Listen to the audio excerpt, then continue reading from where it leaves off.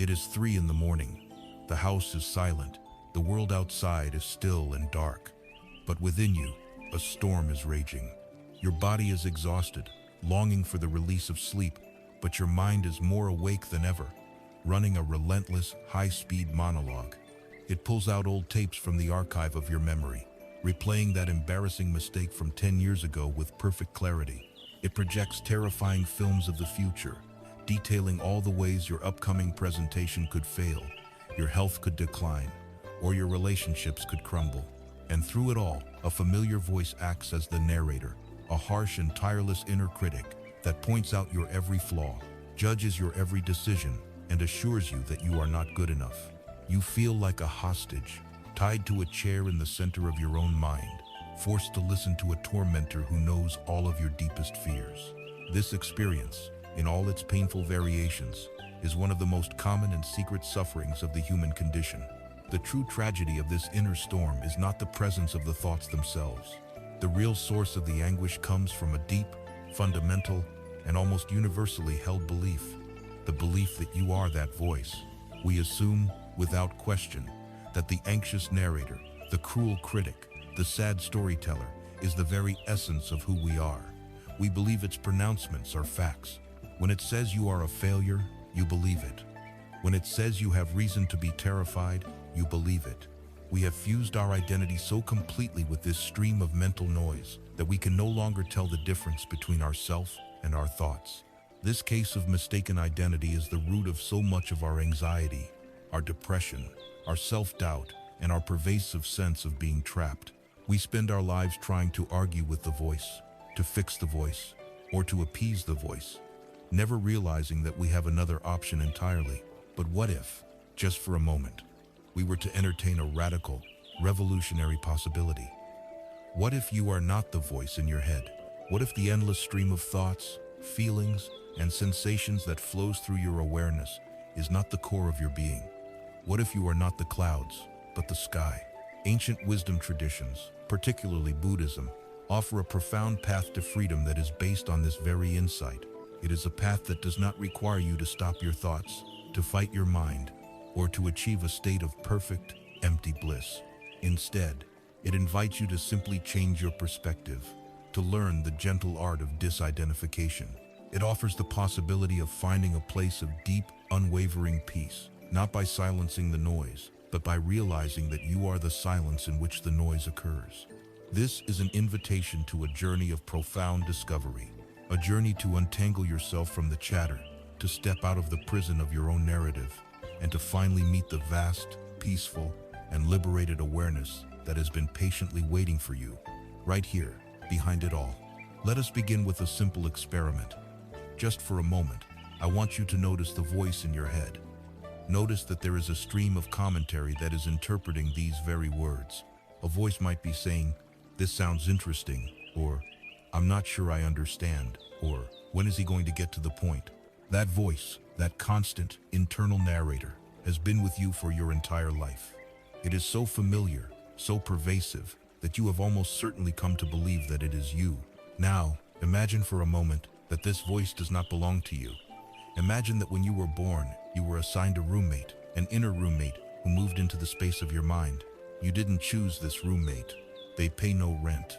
They contribute nothing to the household, and they never, ever stop talking. They comment on everything you do, everything you feel, and everything you see. For most of us, this is precisely the situation we find ourselves in. We have spent our entire lives living with a very loud and often very difficult roommate, and we have become so accustomed to their voice that we have mistaken it for our own. The first, most powerful step toward finding peace amidst mental noise is simply this: to clearly identify the roommate, to recognize that their voice is not your voice, to see that you are not the chatter, but the one who is aware of the chatter. To help us in this recognition, let's get to know the different characters, the different personas that this inner roommate loves to adopt. The first, and perhaps most common, is the worrier. This aspect of your roommate is a full-time, professional risk analyst and catastrophe forecaster. Its sole job is to scan the horizon of your future and identify every single thing that could possibly go wrong. The worrier speaks in a very particular language, the language of what if. It whispers to you throughout the day. What if you get sick? What if you lose your job? What if that person was offended by what you said? What if you make a fool of yourself? The worrier is a master of taking a single, small, neutral piece of data, slightly ambiguous email from your boss, for example, and spinning it into a multi-act drama of impending doom. Within minutes, the email becomes clear evidence that you are about to be fired, that you will be disgraced, that your life is on the verge of collapse. The worrier presents itself as a friend. It insists that it is just trying to protect you, to keep you safe by preparing you for the worst. But its form of protection is a cage. By constantly focusing on potential negative outcomes, it paralyzes you with fear, prevents you from taking healthy risks, and floods your body with the stress hormones of a threat that exists only in its own imagination. It is the architect of your anxiety. Working in close partnership with the worrier is another, even more insidious character, the judge. This is your inner critic, and its function is to maintain a running scorecard of your life, a scorecard on which you are almost always losing. The judge is a master of harsh, absolute, and unforgiving pronouncements. It is the voice that says, "You're so lazy, you're not smart enough, you always say the wrong thing." Its favorite pastime is to act as a prosecutor, replaying the tapes of your past mistakes, presenting them as irrefutable evidence of your fundamental inadequacy. It is the voice that haunts you in the middle of the night, reminding you of every embarrassing moment, every failure, every regret. The judge does not only direct its criticism inward, it is also an expert at judging others, often as a way to make itself feel temporarily superior. It looks at the success of others and whispers, "Look at them, they're so arrogant," or it engages in endless comparison, pointing out all the ways in which you fall short. Like the worrier, the judge also pretends to be your friend, a kind of tough love coach who is just trying to motivate you to be better. But its motivation is not based on inspiration, it is based on shame. Its constant criticism doesn't build you up, it wears you down, eroding your self-worth and leaving you feeling hopeless and paralyzed. Finally, there is the most subtle persona of all, the storyteller. This is the background narrator who is always on, providing a continuous stream of commentary on your life. Its job is to take the random, chaotic flow of events and weave them into a coherent narrative, with me as the central protagonist. It is the voice that says, "I am the kind of person who is always unlucky," or "My life has been a series of struggles." It is the voice that narrates even the most mundane activities. "Now I am walking to the kitchen. I feel a bit tired. I wonder if there is anything good to eat. I should probably eat something healthy." This voice seems harmless, even necessary. It provides us with a sense of identity and continuity. But the storyteller is a deeply biased biographer. It filters all experiences through the lens of its pre-existing narrative. If your story is that you are an anxious person, it will highlight and remember every experience of anxiety, while conveniently forgetting all the times you were calm and courageous. The danger of the storyteller is that we come to believe that we are the story. We mistake the narrative for reality, and we become trapped in the character it has created for us. So, how do we begin to detach from this noisy and demanding roommate? The first step is not to fight, not to argue, and not to try and evict them. To do so would be to engage them in a battle you can never win. The first step is simply to listen. This is the practice. For the next day, or even for the next hour, consciously adopt the perspective of an eavesdropper. Listen to the voice in your head as if you were listening to a conversation in the next room, or as if you were listening to a talk radio station that you can't turn off. Don't get involved. Don't take it personally. Just notice. Notice the tone of the voice. Is it anxious? Is it judgmental? Notice its favorite topics. Does it love to worry about money? Does it obsess over your relationships? Notice when the worrier hands the microphone over to the judge. Simply observe it all with a kind of detached, scientific curiosity. The moment you do this, something profound happens. The moment you consciously recognize, there is the roommate, telling that same old story again. You are no longer lost in the story. You are the one who is listening. In that instant, a space is created between you and the voice, between the awareness and the thought. you have realized that the sound from the radio is not the sound of the world. It is just the sound of the radio. This realization, this simple shift in perspective from being the voice to being the listener, is the beginning of all freedom. It proves to you, through your own direct experience, that you are not the thoughts, but the silent, spacious awareness in which all thoughts arise and pass away. This naturally leads us to a deeper inquiry. If this voice is not me, where on earth does it come from? If I am not the one thinking these thoughts, then who is? We have met the inner roommate. We have listened to the frantic chatter of the worrier, the harsh condemnations of the judge, and the endless narration of the storyteller. Through the simple act of eavesdropping, we have taken the first crucial step of separating ourselves from the noise, creating a small clearing of awareness. We have recognized that the voice in our head is a phenomenon that we can observe. But this initial recognition naturally gives rise to a deeper and more profound question. If this voice is not me, where does it come from? Who or what is actually doing all of this thinking? Our deepest and most ingrained assumption is that we are the thinker. We believe there is a little person, a homunculus, a CEO in the headquarters of our skull, sitting at a control panel and consciously authoring each thought. We believe, as the philosopher Descartes famously declared, "I think, therefore I am." The entire edifice of our identity is built upon this belief that we are the author of our mental script. Today, we are going to gently but thoroughly investigate this assumption.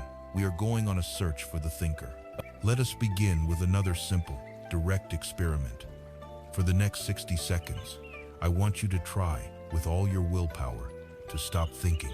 Simply make your mind a complete blank. You can begin now. What did you find? If your experience is like that of nearly every human being who has ever tried this, you failed. Thoughts continue to arise, whether you wanted them to or not.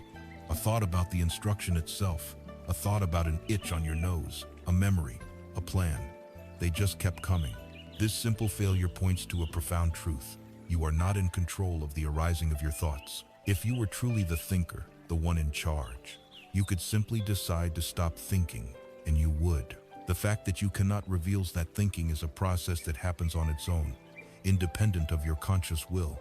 Let's try another investigation. This time, don't try to stop thinking. Simply sit quietly and wait for your next thought. Don't try to create one. Just be an observer at a train station, waiting to see what train pulls in next. What will the very next thought be? Wait for it. Notice how it simply arrives. It appears in your awareness, often as a complete surprise. You did not build it piece by piece. You did not draft it and then approve it for publication. It just showed up. Again, if you were the author, there would be no surprise. You would know the content of the thought before it was thought. The fact that you can be surprised by your own thoughts is irrefutable, direct evidence that you are not their creator. So we must ask again, where do they come from and where do they go? When we look for a source, a location where thoughts are manufactured, we find nothing. They seem to emerge from an empty space, from a mysterious stillness. They flicker in the light of our awareness for a few moments, and then they dissolve back into the same stillness from which they came. They are like clouds forming in a clear sky, and then evaporating back into it. This direct observation can be confusing if we are stuck in our old model of me, the thinker. But the Buddhist tradition offers a new, more accurate, and profoundly liberating model. It invites us to consider the mind not as a CEO, but as a sixth sense organ. We are all familiar with our 5 physical senses. We have the eyes, which perceive sights. We have the ears, which perceive sounds. We have the nose, which perceives smells. The tongue, which perceives tastes. And the body, which perceives tactile sensations like pressure and temperature. Now, look at how these senses work. Your ears perceive the sound of a passing car. Did your ears create the sound? Of course not. The sound is a vibration in the air, an external phenomenon, and the ear is the sensitive organ designed to receive and register it. You would never blame your ears for hearing an unpleasant noise. You understand that they are simply doing their job. The Buddhist model suggests that the mind is a sense organ, just like the eye or the ear. Its function is to perceive a specific class of objects that the other five senses cannot. Mental objects. These include thoughts, ideas, memories, fantasies, and emotions. Just as the eye perceives sights and the ear perceives sounds, the mind perceives thoughts. This shift in understanding is game-changing. In our old model, when a painful, self-critical thought arises, we believe we have created it, and we blame ourselves. Why am I having such a negative thought? I must be a bad person. We feel guilt and shame for the content of our own minds. But in the new model, the arising of a self-critical thought is no different from the ear hearing a harsh noise from the street. The mind, our sixth sense organ, has simply perceived a passing mental event. The thought is a bit of mental weather. You are not responsible for its arising any more than you are responsible for a storm cloud appearing in the sky. This removes the enormous, crushing burden of self-blame. It allows us to relate to our thoughts, not as our children that we must manage and take responsibility for, but as impersonal events that we can simply observe with a detached and compassionate curiosity. Thinking is not something you do, it is something you witness. To further dissolve the illusion of a solid thinker, we can use the metaphor of a waterfall. When we look at a waterfall, we give it a single name, like Niagara Falls. This solid noun makes it seem like a static, singular thing. But what exactly is the waterfall? Is it the cliff over which the water flows? Number? Is it the particular collection of water molecules that are crashing to the bottom right now? No, because in the next second, an entirely new collection of molecules will be there. The waterfall is not a thing at all. It is a dynamic, continuous, and ever-changing process. It is the ceaseless activity of water flowing. It has no fixed essence. There is no central, controlling waterfall entity that exists apart from the flow itself. Our mind and the illusion of the thinker is exactly the same. We have given a solid name, me, to what is actually a ceaseless process of thinking, feeling, and perceiving.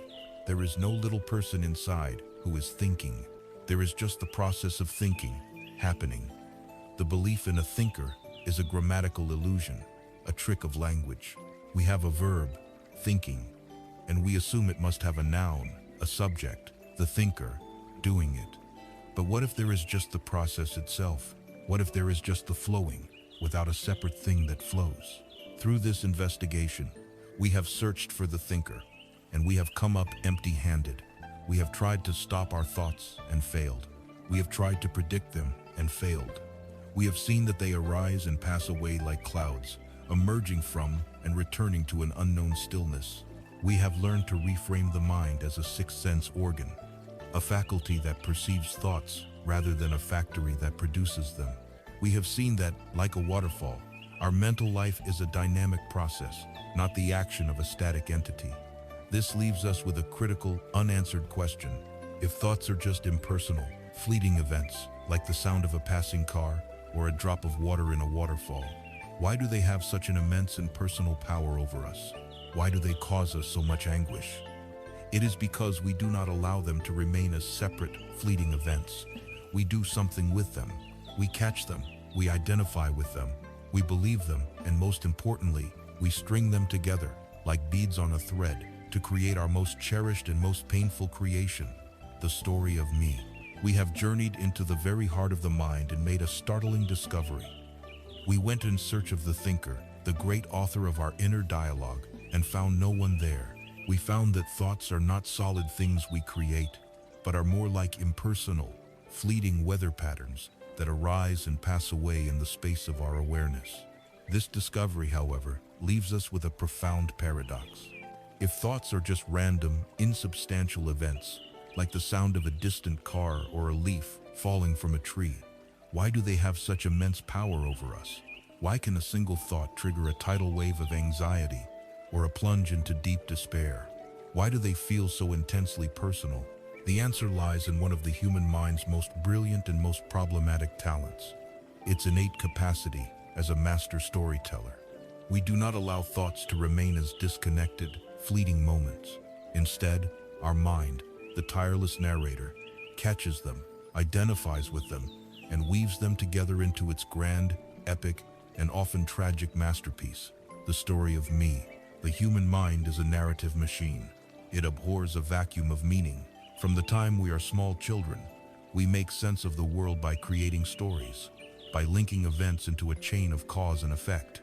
This is a vital survival skill, but this same mechanism is constantly at work on our inner world.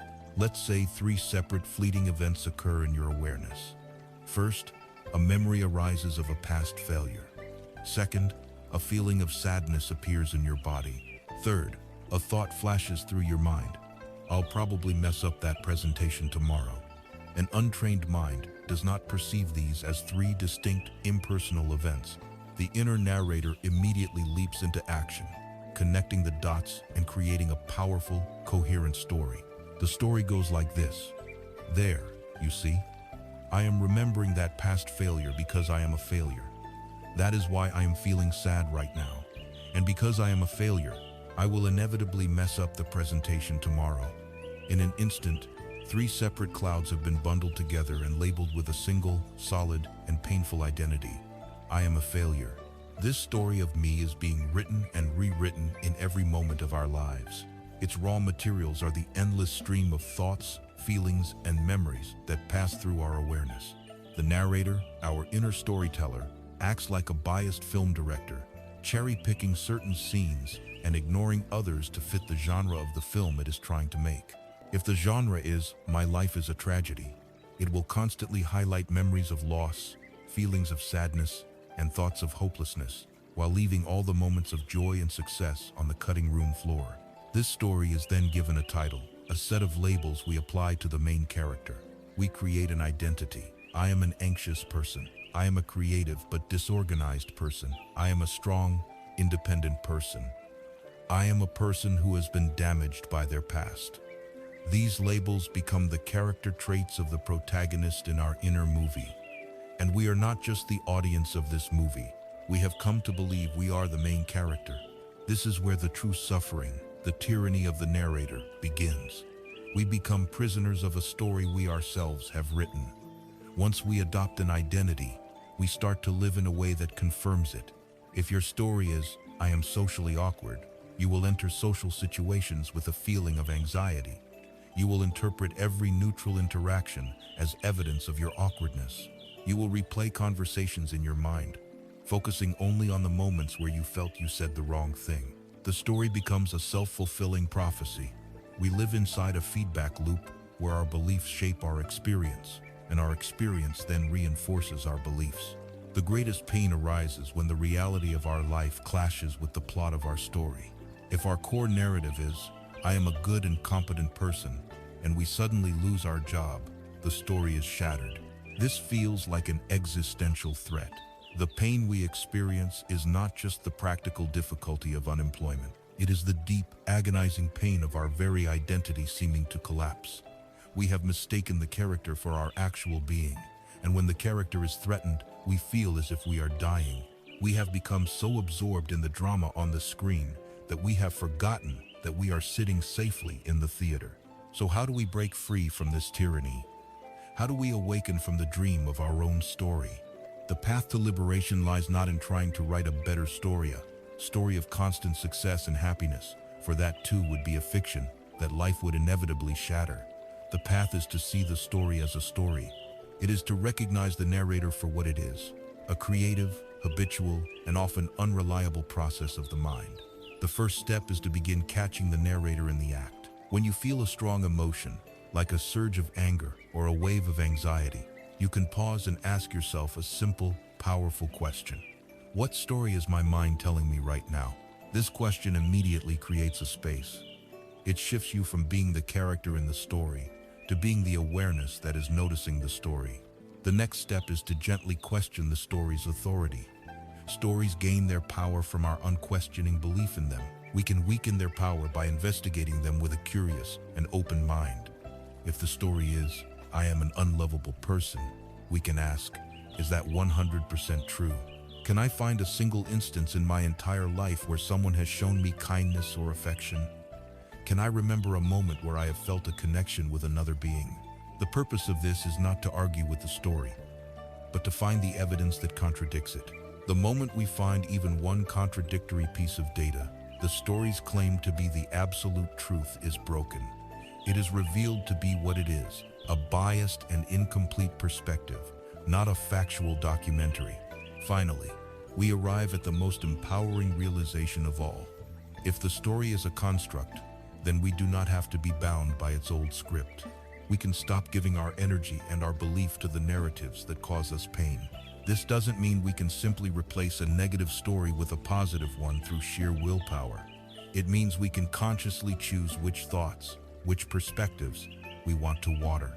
When the old, familiar story of self-criticism begins to play, we can recognize it, see it as the voice of the inner judge, and choose instead to place our attention on a thought of self-compassion. We can hear the narrator's tragic tale, and instead of believing it, we can offer it kindness, as we would to a friend who is suffering. This is the shift from being the prisoner of the story to being the compassionate witness of it. The self we have spent our whole lives defending, polishing, and agonizing over is revealed to be, in large part, a work of fiction. Freedom does not come from achieving a happy ending for our character. True freedom comes from realizing we are not the character at all. To see this with the utmost clarity, to truly experience our freedom from the narrative, we must learn to shift our perspective entirely, to find the part of our being that exists outside the story altogether. We must learn to identify not with the drama on the screen, but with the silent, spacious, and peaceful theater in which the entire movie of our life unfolds. This is the journey of discovering ourselves as the sky, not the clouds. We have seen how our own mind, the tireless narrator, constructs a story of me, a fictional character that we become trapped inside. We are so identified with this character and its drama that we suffer whenever the world doesn't conform to our script. To find true freedom, we must find a perspective that is completely outside of this story. We need to discover a part of our being that was never born into the story and has never been touched by its dramas. We need to discover who we are beyond the noise, beyond the narrative. To do this, we don't need to add anything new to ourselves. We only need to recognize what has been here all along, vast, silent, and ever-present. The most powerful and ancient way to access this recognition is through a simple yet profound metaphor, the metaphor of the sky and the clouds. Let us explore this together, not as an idea, but as a direct experience. I invite you now to find a comfortable posture, and if you feel safe to do so, to gently close your eyes. For a few moments, simply bring your attention to the feeling of your body sitting, the feeling of the breath moving. And now, I want you to shift your attention from what you are aware of to the awareness itself. Notice the vast, open field of consciousness in which all your experiences arise. This awareness, your fundamental nature, is like the sky. Consider the qualities of the sky. First, it is vast. It has no edges, no center, no boundaries. It stretches out infinitely in all directions. Your awareness is like this. It is a limitless space that can hold anything. Second, the sky is, in its essence, clear and luminous. It is the source of light. Your awareness, too, is naturally clear, a knowing presence that illuminates everything that enters it. Third, the sky is silent. Behind the sounds of the world, there is a profound stillness, the deep silence of space. Your awareness, beneath the chatter of the mind, shares this same profound stillness. Finally, and most importantly, the sky is always here. It was here yesterday, it is here today, and it will be here tomorrow. It has been the silent, ever-present witness to every single moment of your entire life. It held the joys of your childhood, the anxieties of your adolescence, the triumphs and sorrows of your adulthood. It has never left you. Take a moment to see if you can have a felt sense of this sky-like nature of your own mind, this vast, silent, and ever-present space of knowing. This is your true home. Now, as you rest in this open sky of awareness, begin to notice the weather. Notice the clouds that are drifting through the sky of your mind right now. Thoughts, feelings, memories, physical sensations, these are the clouds. Notice their variety. Perhaps there are dark, heavy thunderclouds present. These are the thoughts of anger, fear, or resentment. They are filled with electrical energy, dramatic and loud, and they can seem to fill the entire sky, blocking out all the light. Perhaps you notice some light, wispy, cirrus clouds. These are the fleeting thoughts, the little daydreams, the idle fantasies that drift by almost unnoticed. They are gentle and insubstantial. Perhaps there is a thick gray fog of boredom, confusion, or dullness. This fog can make it difficult to see clearly, obscuring the natural luminosity of the sky, making everything feel heavy and indistinct. And then there are the brilliant, beautiful clouds, the ones lit up by the setting sun. These are the clouds of joy, of love, of inspiration, of deep connection. They fill the sky with color and beauty. Your only task for now is to simply be the sky and to watch the weather of your life as it passes through. You do not need to judge the clouds. You do not need to push the dark clouds away or cling to the beautiful ones. Your job is not to be the weather controller. Your job is simply to be the sky, allowing all weather to be exactly as it is. As you rest here, as the sky witnessing the clouds, we come to the great realization, the turning point in our entire understanding of ourselves. Let us ask a simple question. Has the sky, your deep awareness, ever been truly harmed by the worst storm that has passed through it? Has a hurricane ever broken the sky? Has a bolt of lightning ever torn it? Have the darkest, most menacing clouds ever left a permanent stain upon its vast, blue expanse? The answer is no. The weather happens in the sky, but it does not harm the sky. The storm may rage with terrifying intensity, but eventually it passes. And when it passes, the sky remains in its own pristine, untouched, and peaceful nature, exactly as it was before the storm arrived. This is the liberating truth. For our entire lives, we have been living with a case of mistaken identity. We have believed that we are the clouds. When a cloud of anger appears, we say, "I am angry." We contract, we become small, we become the storm itself. When a cloud of sadness drifts by, we say, "I am sad." And we identify completely with its heavy, sorrowful nature. When a cloud of anxiety appears, we say, "I am an anxious person." And we turn a temporary weather pattern into a permanent identity. We have been living the life of a fragile, temporary cloud, believing we are at the mercy of every gust of wind. The great spiritual awakening is the shift in identification from the cloud to the sky. It is the realization, deep in your bones, that you are not the thought, you are not the emotion, you are not the pain. You are the vast, open, indestructible space in which all these experiences are allowed to happen. The thoughts, the feelings, the stories, they are not you. They are simply visitors passing through the boundless home of your awareness. When this shift begins to happen, the sense of relief is immense. The problems may still arise. The dark clouds will still gather from time to time. That is the nature of life. But they are no longer a personal catastrophe. They are just weather. You no longer have to fight them or flee from them. You can allow them to be, knowing that you, the sky, are infinitely larger than any storm. You have found a place of refuge that is not dependent on external circumstances. You have found a peace that is not contingent on having only pleasant, fluffy clouds in your mind. It is the peace of the sky itself, a peace that is inherent to your very nature. It is the discovery that freedom is not about getting rid of the clouds. It is about realizing that you were never the cloud to begin with. I invite you now to take a few deep breaths, and as you do, feel this sense of vast, open, sky-like awareness. Know that this is your true nature. This spacious peace is always available to you, in every moment. It is closer to you than your own breath. You can carry this feeling, this knowing, with you as you open your eyes and re-engage with the world.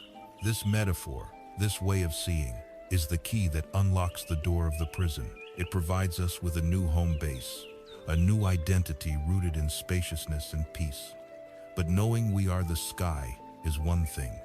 Remembering it when a hurricane is raging within us is another. For those moments when we are caught in the storm and need a direct, practical tool to help us unhook from the cloud, the path offers a wonderfully simple and effective technique. We need a way to gently label the weather so we don't forget that we are the sky. This brings us to the practice of noting. We have rested in the beautiful, liberating understanding that we are the sky, not the clouds. We have had a taste of the vast, open, and peaceful awareness that is our true nature, a nature that is never harmed by the turbulent weather of our thoughts and emotions. This insight is the key that unlocks the prison door. But when we are in the midst of a mental hurricane, when the winds of anxiety and anger are raging, it can be very difficult to remember the vastness of the sky. We get swept up, we forget, and we once again believe we are the storm. In these moments, an understanding or a metaphor is not enough. We need a practical, in-the-moment tool, a simple and skillful technique that can help us unhook our awareness from the storm cloud and remember our true nature. This technique, one of the most powerful and direct in the arsenal of mindfulness, is the practice of noting or labeling.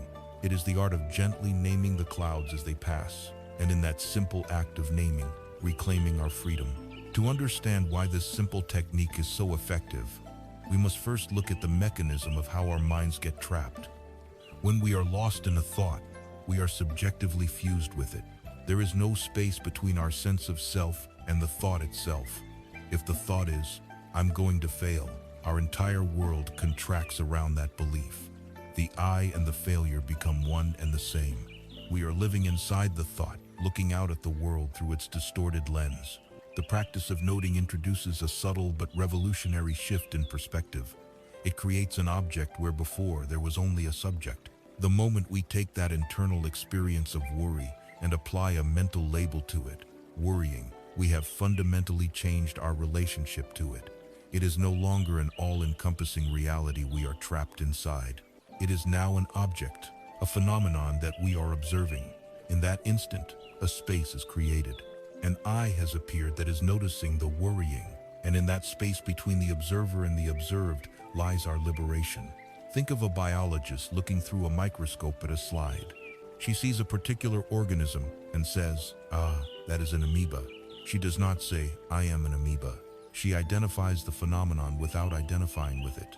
Her act of naming it allows her to study it with a calm, curious, and scientific detachment.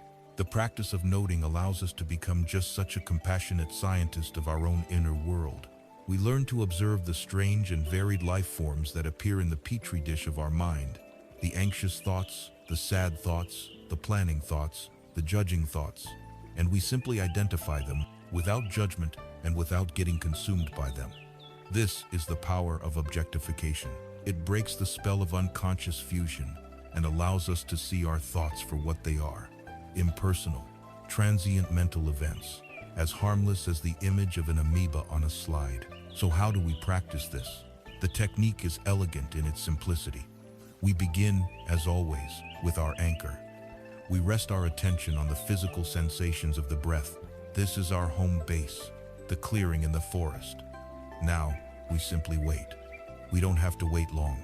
Inevitably, the wild elephant of the mind will wander off, pulled away from the breath by a thought. The moment we realize this has happened, the moment we wake up and notice that we have been lost in thought for the past several minutes, this is where the practice of noting begins. Instead of immediately yanking our attention back to the breath, we pause for just a half second. In that pause, we gently identify the main flavor of the thought stream that carried us away, and we apply a soft, one-word mental label. This label is not a harsh, analytical judgment. It is a light touch, a whisper in the back of the mind. For example, if you realize you have been mentally rehearsing your to-do list for tomorrow, you would just softly note, planning, or thinking. If you were caught in a familiar loop of anxiety about your finances, you could just note, worrying or fearing. If you found yourself replaying an old, painful memory, you could note, remembering. If you were criticizing yourself for not being good at meditation, you could label that thought, judging. If a loud noise from outside distracts you, hearing. If an itch on your face pulls your attention, itching. The labels are simple, direct, and non-judgmental. Other useful labels might include fantasizing, doubting, longing, imagining, or commenting. Once you have made the soft mental note, the act is complete. The note itself is the act of letting go. You then gently and kindly escort your attention back to the anchor of the breath, resting there until the mind wanders again. The entire practice becomes a gentle, flowing rhythm, resting with the breath, noticing a thought, gently noting it, and gently returning. As you engage in this practice, it is helpful to be aware of a few common pitfalls. First, the mind can sometimes turn the noting itself into another form of anxious activity, a rapid-fire labeling of every tiny mental event. The intention here is not to be frantic. The touch should be light and the pace unhurried. One soft note for a whole train of thought is often enough. Second, we can fall into the trap of judging the thoughts we are labeling. We might think, worrying again? I'm always worrying. I'm such a failure at this. Remember, the label is a neutral observation, not a judgment. You are simply identifying the weather pattern. A meteorologist notes the presence of a thunderstorm without blaming it for being a storm. We must bring this same neutral, accepting quality to our inner weather. Finally, we can get caught in overanalyzing which label to use. Is this a planning thought or a worrying thought? The specific label is not nearly as important as the act of labeling itself. Pick the first one that seems to fit and let it go. The goal is not perfect categorization. The goal is disidentification. This elegant technique of noting is the practical, moment-to-moment embodiment of being the sky. Each time you note a thought, you are reaffirming your identity as the spacious awareness, not the passing cloud. You are stepping out of the movie and remembering that you are the watcher. It is a practice that systematically untangles the knots of our conditioning, creating more and more space and freedom in our minds. With this powerful and practical tool now in our possession, we are fully equipped to turn and face the most challenging weather systems our minds can produce. We no longer need to fear the dark clouds of difficult and painful emotions. We can now approach them not as enemies to be defeated, but as powerful and misunderstood energies to be met with this same clear, spacious, and noting awareness. This brings us to the crucial work of applying this wisdom directly to the heart of our emotional suffering. With the skill of noting, we have learned to stand on the riverbank of our minds and watch the flow of ordinary thoughts go by, labeling them gently and creating a space of freedom. We have a tool to remember that we are the sky, not the passing clouds. But what happens when the weather turns violent? What do we do when a dark and powerful thunderstorm of emotion rolls in? A storm of anxiety, of panic, of deep sadness, or of rage. In these moments, our simple practice of noting can feel inadequate. The storm can feel so powerful, so all-consuming, that it blots out the sky entirely. Our instinct in the face of such overwhelming energy is to do one of two things. Either we run from it, desperately trying to numb or distract ourselves, or we fight it, wrestling with the emotion and trying to force it to go away. Both of these strategies are doomed to fail, and in fact, only serve to strengthen the storm. The path of wisdom offers a third, more courageous and far more effective option. It invites us not to run or fight, but to turn toward the storm, and with our newfound tools of awareness, to gently and skillfully deconstruct it. To do this, we must first understand the anatomy of an emotion. A strong emotion, like anxiety, is not a single, monolithic thing. It is a compound phenomenon, made of two distinct components that we mistakenly fuse together. The first component is the story. This is the mental narrative, the collection of thoughts that gives the emotion its meaning and its fuel. For anxiety, the story is almost always set in the future. It is a catastrophic prediction, a detailed film about what might go wrong. The story sounds like this. I am anxious because I have a difficult conversation to have tomorrow. What if they get angry? What if I say the wrong thing? It will be a disaster. Our relationship will be ruined. It will be all my fault. This narrative is pure thought. It is the gasoline. The second component is the sensation. This is the raw, physical energy of the emotion as it manifests in the body. It is the fire. For anxiety, these sensations are unmistakable. A rapid, shallow breath held high in the chest, a heart that is pounding or fluttering, a feeling of tightness or a knot in the stomach and throat, a buzzing or electric feeling in the limbs, sweaty palms. These sensations are pure energy. They are physical, not conceptual. Our deep suffering arises because we experience the story and the sensations as one single, terrifying reality called my anxiety. The practice of liberation lies in learning to skillfully and compassionately separate the two. Let us walk through how to do this, using a wave of anxiety as our example. The moment you feel the familiar signs of anxiety beginning to arise, the first step is the most radical. You do not resist. You stop running. You stop fighting. You simply allow the experience to be there. You can say to yourself, softly and with kindness, "Ah, this is anxiety. Anxiety is present right now." This simple act of acknowledgement is profoundly powerful. It ceases the war with reality. You are no longer firing the second arrow of judging yourself for feeling anxious. You are simply recognizing, with calm acceptance, the weather that has arrived. The second step is to consciously and gently let go of the story. You notice the frantic narrative that your mind, the inner roommate, is spinning. You see the what-if thoughts, the catastrophic predictions. You can use the noting technique we have learned. As the stories race through your mind, you can softly label them: worrying, catastrophizing, predicting. You do not have to believe them. You do not have to solve the problem in the story right now. Your only task is to recognize it as story, as thought, and to make a gentle but firm decision to withdraw your attention from it. You are choosing to stop pouring gasoline on the fire. You can say to yourself, "I will not get lost in this story right now. For now, I will just feel." This leads to the third and most courageous step. You turn your full, undivided attention toward the raw, physical sensations of the anxiety in your body. This is the opposite of what we normally do. We normally do everything in our power to avoid feeling these uncomfortable sensations. But now, you are going to explore them with the gentle curiosity of a scientist. Where do you feel the anxiety most strongly as a physical energy? Is it in your chest, your throat, your stomach? Gently guide your attention to that area of your body. And now, investigate the sensation itself, without the label anxiety. What are its actual, physical qualities? Is it a feeling of tightness, a buzzing or vibrating energy? Is it hot or cold? Is it sharp or dull? Is it pulsing or steady? Get intimate with the texture of the sensation. You can use noting here as well, but now you are noting physical feelings: tightness, pressure, heat, pulsing, buzzing. As you do this, you are stripping the sensation of its terrifying story. It is no longer the horrible feeling of my anxiety. It is just tightness, just heat, just energy. It becomes impersonal. As you stay present with these raw sensations, you can begin the fourth step, breathing with them. This does not mean using the breath to push them away. It means using the breath to create space around them.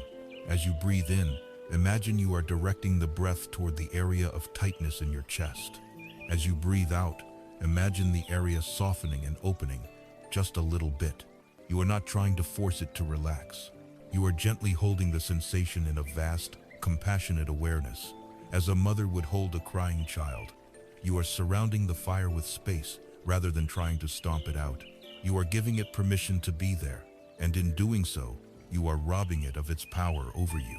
When we practice in this way, something extraordinary happens. When the physical sensations of an emotion are no longer being constantly refueled by the scary stories of the mind, they begin to reveal their true nature, the nature of anicca, impermanence. As you patiently watch the tightness in your chest or the knot in your stomach with this mindful, accepting presence, you will notice that it is not static. It changes. It might intensify for a moment, then it will soften. It might feel like it is moving. It might morph from a feeling of tightness to one of heat. You are witnessing the fire consuming its own fuel. And eventually, because it is not being fed any new stories, the fire will burn itself out. The energy will dissipate. The knot will dissolve. The storm will pass.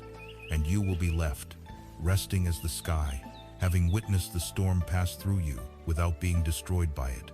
The direct experience of this process is life-altering. You learn, in the laboratory of your own body, that you can survive the raw energy of your most difficult emotions.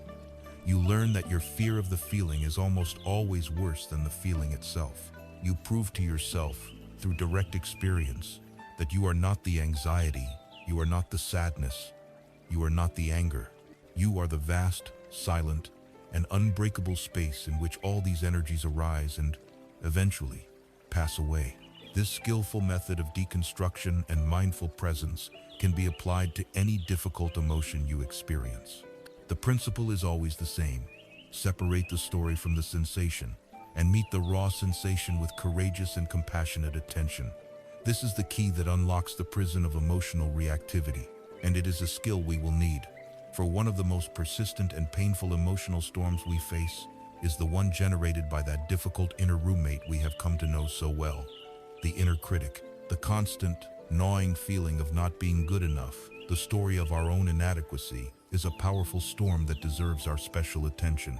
Therefore, let us now turn and apply this liberating practice to one of the mind's most skillful and relentless tormentors, the voice of self-judgment. We have learned a skillful method for meeting the turbulent weather of our hearts, a way of deconstructing difficult emotions like anxiety and fear by separating the mental story from the physical sensation. This practice of mindful, disidentified presence allows us to stand as the calm center of the storm. Now, we will turn this powerful lens of awareness toward one of the most persistent, most cunning, and most painful storm systems our mind can generate. We will turn to face the relentless voice of the inner critic. This is the voice of self-judgment, the inner narrator of our own inadequacy, the source of the gnawing feeling that we are somehow fundamentally flawed. For many of us, this voice is not just an occasional visitor. It is the constant, grinding soundtrack to our lives. But this voice, despite its authority and its familiarity, is not you. It is an imposter, a ghost from the past, and with wisdom and compassion, we can learn to disarm its power and free ourselves from its tyranny. Before we can disarm the critic, we must first unmask it. We must investigate its origins to understand that it is not our true, original voice. The voice of the inner critic is almost always an echo, a recording that has been internalized from the outside world, most often during our childhood, when we were most vulnerable and impressionable. Take a moment to listen to the specific tone and content of your own inner critic. Whose voice does it really sound like? Does it carry the disappointed tone of a parent who had high expectations? Does it have the sharp, demanding quality of a strict teacher or a critical coach? Does it echo the judgmental voices of a religious community, or the subtle but pervasive message of society and advertising that you are not thin enough, rich enough, or successful enough? When we look closely, we often find that this voice we have mistaken for our own is actually a composite of these past external voices.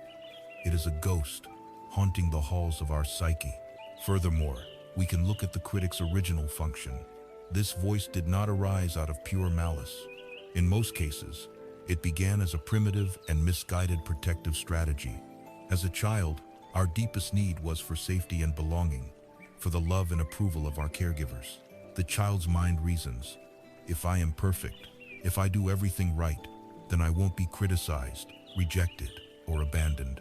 So, I will criticize myself first. I will be my own harshest judge so I can find and fix my flaws before anyone else does. The inner critic was born from a desperate and ultimately flawed attempt to control the world and guarantee our own safety. Recognizing this original, compassionate, if misguided, intention can be a profound turning point. It allows us to shift our relationship with the critic from one of hatred and fear to one of a sad and gentle understanding. We see it not as a monster, but as a scared child within us, using the only tool it knows to try and keep us safe. This realization is the first step in revoking its authority. It is no longer the voice of objective truth. It is the echo of old fears. To skillfully disengage from the critic, it helps to become an expert in its tactics. Like any good prosecutor, it has a set of preferred strategies that it uses again and again. One of its favorite tactics is all or nothing thinking.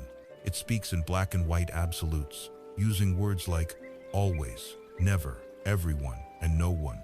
It says things like, you always say the wrong thing, or you'll never be successful. This absolutist language leaves no room for nuance or contrary evidence. Another preferred tactic is magnifying the negative. The critic can take one small mistake, a typo in an email, a slightly awkward moment in a conversation, and blow it up into a catastrophic failure, while completely ignoring the 99% of things you did well. It is a master of ignoring all positive evidence. The critic also loves to make unfair comparisons. It will scroll through the highlight reels of other people's lives and present them as evidence of your own inadequacy, forgetting that it is comparing your inner reality with their outer performance. Finally, The critic's crudest but often most effective tactic is simple name-calling. It assigns harsh, painful labels to your very being. Stupid, lazy, worthless, a failure, unlovable. A powerful practice is to become a student of your own critic. You might even keep a small journal for a day and write down its greatest hits. When you see the same 5 or 10 phrases and tactics being used over and over again, the critic's script becomes predictable. And when it becomes predictable, it becomes far less convincing. Now we arrive at the practical art of disengagement. Our habitual reaction to the critic is to fight back, to argue with it. But to argue with the critic is to validate its existence. It is to step into the boxing ring with a ghost. You will only exhaust yourself. The path of wisdom is not to fight, but to skillfully and gracefully step aside. A first, simple, and surprisingly powerful technique is to give your critic a name. It could be a formal name, like the judge, or a slightly humorous one, like Mr. Grumpy. When that familiar voice of condemnation begins its monologue, you can simply acknowledge its arrival. Ah, the judge is in session today. Or, hello, Mr. Grumpy, I hear you. This simple act of naming creates an immediate space. It externalizes the voice. It is no longer me thinking. It is the judge talking. A second technique is what we might call the thank you for sharing method. When the critic launches an attack, you are not prepared for this meeting. You are going to be humiliated. Instead of believing it or fighting it, you can meet it with a calm, detached politeness. In your mind, you can simply say, "Thank you for sharing," or "Noted." This acknowledges that a thought has arisen, but it refuses to engage with the drama. You are not agreeing with it. You are simply refusing to fight. You are treating it like an unhelpful piece of junk mail that you acknowledge before placing it in the recycling bin.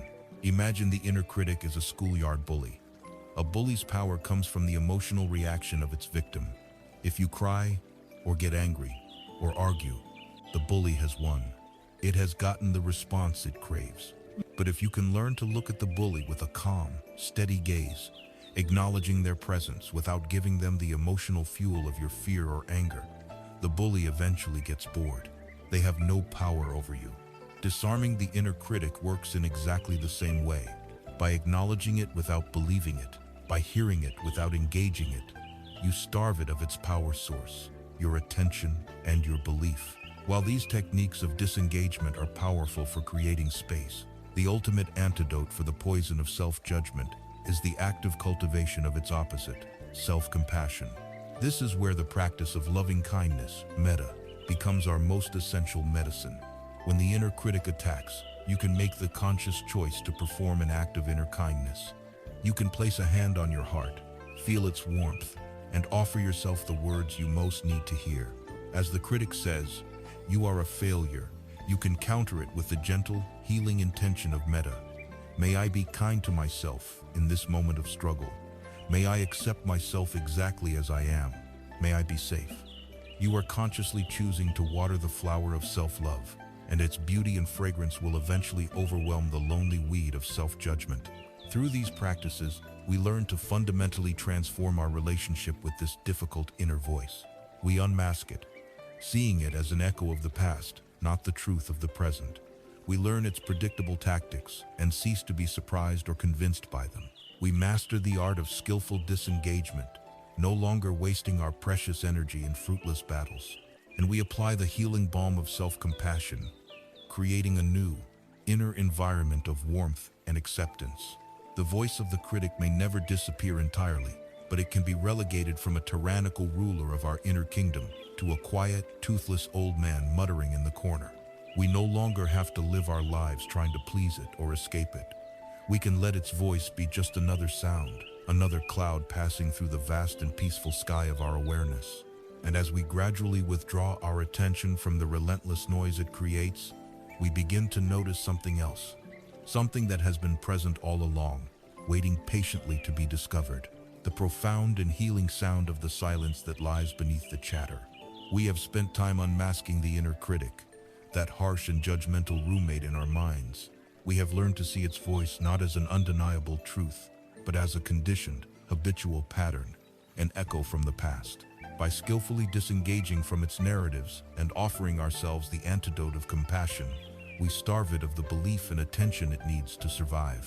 And as we withdraw our energy from this inner conflict, as we stop participating in the endless cycle of judgment and defense, something remarkable and unexpected begins to happen. We start to notice what was here all along, obscured by the relentless noise.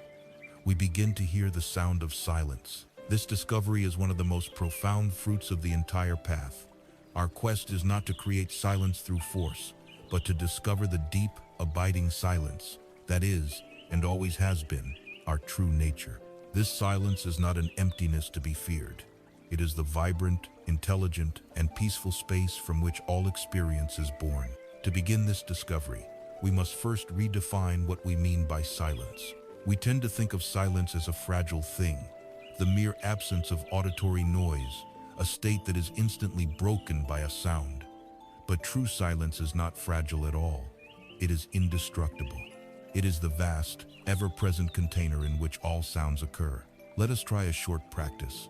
Wherever you are right now, simply close your eyes and listen. Don't just listen for sounds. Listen to the silence that holds the sounds. You might hear the hum of a refrigerator, the distant sound of traffic, the chirping of a bird outside your window. Notice how each of these sounds arises out of the silence, has its brief moment, and then dissolves back into the silence. The silence is the canvas. The sounds are the temporary splashes of paint. The silence was here before the sound. It is here during the sound, and it is here after the sound. It is primary. It is the unchanging background upon which the changing world of sound plays out. By learning to appreciate this external silence, by noticing it as a constant presence rather than a mere absence of noise, we are training our minds to recognize its inner counterpart. Now, we turn this same quality of listening inward. We bring our attention to the inner world of the mind. Our stream of thought, which feels so solid, so continuous, so overwhelmingly present, is actually not a solid stream at all. Just as a motion picture is an illusion created by thousands of individual still frames passing by so quickly, they appear to be a continuous motion. Our thought stream is also composed of individual thoughts, and between each and every thought, there is a space. There is a tiny, fleeting gap of silence. In our normal, untrained state of mind, we are moving so fast, so caught up in the content of the thoughts, that we never perceive these gaps. The thoughts blur together into what feels like an endless, unbroken monologue. But as we practice mindfulness, as we learn to sit with the breath and simply watch, our mind naturally begins to slow down. The frantic pace of thinking begins to ease, and as it slows, something magical happens. The gaps between the thoughts become more apparent. We begin to sense the space from which they arise. Here is a way to explore this directly. As you sit in meditation, or even just for a few quiet moments in your day, change your focus. Instead of trying to stop your thoughts, or even watching the thoughts themselves, become intensely curious about the space between the thoughts. Patiently wait for the next thought to arise. Where will it come from? What will it be? In the moment of waiting, before the thought appears, what is there? There is a stillness. There is a silent, alert presence. It is a space of pure potential. This is the inner silence. When a thought does arise, simply notice it, and then notice the space that it dissolves back into before the next thought begins. You can shift your identity from being the thing that is happening, the thought, to being the space in which the thing is happening. You are no longer the thought. You are the silence that is aware of the thought. It is natural to have some fear of this inner silence. Our culture is one of constant noise and distraction. Silence can feel empty, like a void. We can associate it with loneliness or even death. But the silence we discover through this practice is not a dead, empty nothingness. It is vibrant, alive, and full of a quiet intelligence. It is the very ground of consciousness itself. It is the feeling of just being, before the mind adds a story or a label to it. It is peaceful, but it is not dull. It is a state of profound rest and clarity. Imagine looking up at the night sky. Our attention is usually drawn to the objects, the moon, the planets, the bright stars. We focus on the things, but the true majesty, the awe-inspiring beauty of the cosmos, lies in the vast, silent, dark space that holds all the stars. That dark space is not empty. It is the very fabric of the universe. teeming with energy and potential. It is the background that allows the stars to shine. Our inner silence is like this cosmic space. It is the background of our being that allows the stars of our thoughts and feelings to shine and pass away. To discover this silence is to discover our own immensity. This silent, spacious awareness is our ultimate refuge. It is the quiet clearing in the center of the forest. The thoughts, the emotions, the stories of our lives, the 8 worldly winds, they are all temporary phenomena that arise and pass away within this vast field of silence. They can never touch it. They can never harm it. When we learn to rest in and as this silent awareness, we find an unshakable peace. This does not mean we become unthinking or unfeeling. We can still think, plan, create, and engage fully with life. But we now have a home base to return to. Our center of gravity shifts from the turbulent, noisy surface of our mind to its deep, silent, and peaceful depths. We are no longer a leaf tossed in the wind, but the deep, quiet earth itself. We have come to see that the ultimate goal of detaching from our thoughts is not to annihilate them, but to discover the profound peace of the silent awareness that lies behind them. We are not the noise, we are the silence that hears the noise. To rest in this knowing is the highest freedom. However, we are human, and there will be times when the mental noise is so intense, so overwhelming, that even the attempt to find the silence feels impossible. There will be moments of acute anxiety, panic, or rage where the storm is so thick we cannot see the sky. In these moments of emergency, we need a more visceral, more tangible, and more grounding anchor. We need a way to come out of the abstract world of our heads and into the undeniable reality of our physical bodies. This leads us to the crucial practice of using the body as our ultimate anchor in the storm. We have journeyed to the silent, spacious center of our being. We have discovered that our true nature is not the noisy, passing clouds of thought, but the vast, open sky of awareness in which they appear. We have learned to use the gentle tool of noting to create a space between ourselves and our mental chatter. This is the heart of the path to inner peace. But we must be honest with ourselves. There will be times when the mental weather is not just a passing shower or a bit of fog. There will be times when we are caught in a full-blown hurricane, a terrifying vortex of panic, rage, or despair. In these moments of acute distress, the mind is moving so fast and so violently that attempting to watch it from a detached perspective can feel impossible. Trying to find the inner silence can feel like trying to find a quiet corner in the middle of an explosion. The storm is simply too strong. It is for these moments of emergency that the path provides us with an ultimate refuge, an anchor so heavy and so real that it can hold us steady in even the most violent tempest. This anchor is the human body. To understand why the body is such a powerful tool, we must first understand the nature of a thought storm.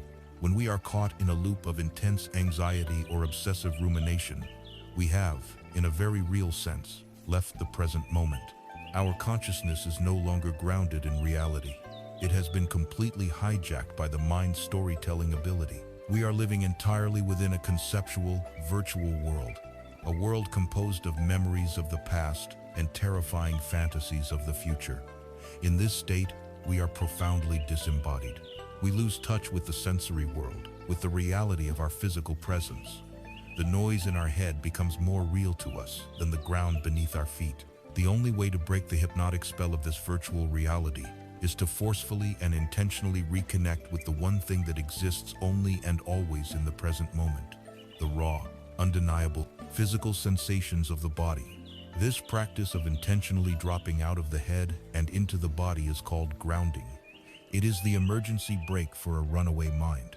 Let us explore several simple and powerful grounding exercises that you can use anytime you feel overwhelmed. The first and most accessible is the practice of feeling your feet on the floor. You can do this right now. Wherever you are, bring your full and undivided attention to the soles of your feet. Notice the points of contact between your feet and your shoes, or your socks, or the floor itself.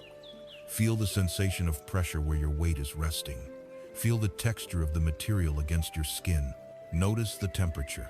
Is it warm? Is it cool? To amplify the sensation, you can gently press your feet down into the floor, feeling the muscles in your legs engage. Wiggle your toes inside your shoes and feel each individual toe. Now, as you are doing this, as you are bringing this level of detailed, microscopic attention to the physical sensations in your feet, try, at the same time, to maintain a frantic, anxious story about the future.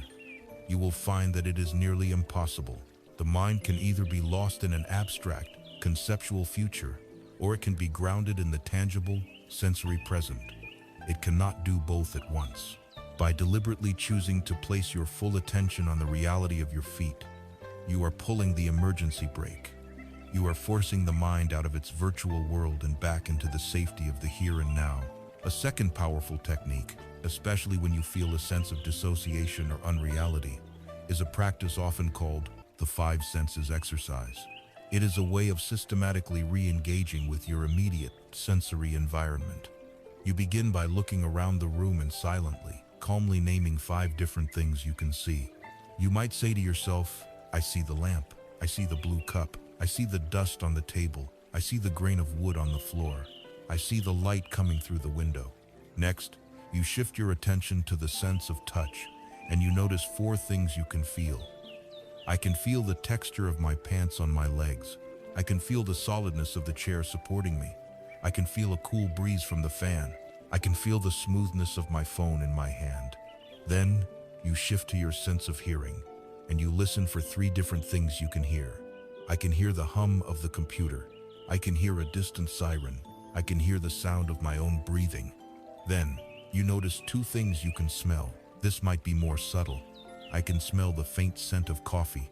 I can smell the dusty scent of old books. Finally, you bring your awareness to your sense of taste, and you notice 1 thing you can taste.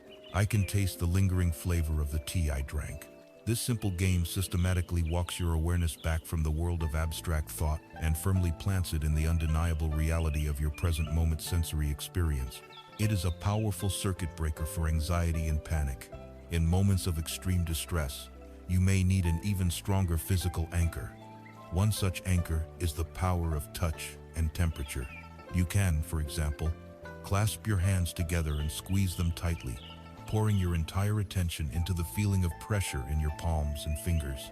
You can pick up a nearby object, like a smooth stone or a set of keys, and focus exclusively on its physical properties, its weight, its texture, its temperature. An even more powerful technique involves temperature. The simple act of going to a sink and splashing cold water on your face can create a physiological reset. The shock of the cold sensation on your skin is so strong that it immediately short-circuits the obsessive thought loop, bringing you back into your body with a jolt. Holding a piece of ice in your hand and feeling the intense cold as it melts has a similar, powerful grounding effect. These are not distractions.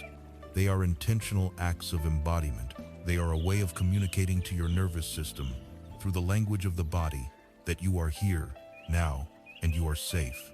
For much of our lives, we treat our bodies as an inconvenience, an object to be judged, or an enemy that betrays us with sickness, aging, and pain. This practice of grounding begins to heal this rift. We start to see the body not as a source of problems, but as a source of profound wisdom, stability, and refuge. It is our most faithful companion on this journey, always with us, always honest, and always, without fail, in the present moment.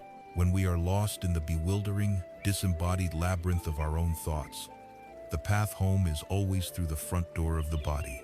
To learn to fully inhabit our physical selves, to feel our feet on the earth, to feel the air in our lungs, is the ultimate antidote to the anxiety that comes from living a life that is mostly in our heads. We are learning to anchor the ship of the mind to the deep, steady seabed of the body. The body, then, is our ultimate anchor in the storm, our direct portal back to reality when we have become lost in the virtual world of mental noise. It is our emergency brake, our fail-safe, the place we can always return to when the mind is too chaotic to work with directly. This skill, combined with our ability to see thoughts as clouds and to disidentify from them through noting, gives us a complete toolkit for changing our relationship with our own minds. We are systematically training ourselves in a new way of being. We are learning to step out of the role of the frantic main character who is tossed about by the plot of their life. We are learning to inhabit a different perspective entirely, a perspective of calm, steady, and impartial wisdom.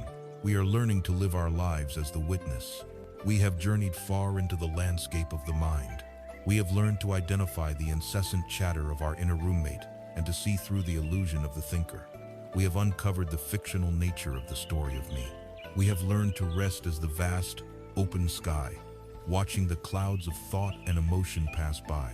We have learned to note them with precision, to deconstruct them with wisdom, and when the storm is too great, to drop the heavy anchor of the body into the seabed of the present moment. All of these practices, all of these insights, are not disparate techniques. They are spokes on a wheel, all leading to a single, central hub. They are all in service of a fundamental and life-altering shift in our seat of awareness. This is the shift from being a character lost in the drama of life to abiding as the calm, spacious, and compassionate witness of it all. For most of our lives, we have lived like an actor on a stage who has forgotten they are in a play. We are so deeply immersed in our role, so completely identified with the character we are playing, that we believe it is who we truly are. We are fused with the character's joys, their sorrows, their ambitions, and their fears. When the plot of the play calls for our character to suffer, we suffer intensely. When the plot calls for our character to be triumphant, we feel a fleeting and precarious elation. We are tossed about by the script, our inner peace entirely dependent on the next scene. The spiritual path is the process of waking up, right in the middle of the play. At first, it is just a flicker of recognition, a moment of déjà vu, where we sense that this drama is not the whole of reality. The practices we have explored are ways of cultivating these moments of waking up. The practice of noting is like hearing the whisper of the director from offstage. The practice of grounding is like feeling the solid wood of the stage beneath our feet and remembering it is a stage. To live as the witness is to make the courageous move from being the actor on the stage to taking a seat in the audience. From this new perspective, you are still watching the same play, the play of your life, with all of its beauty and its tragedy.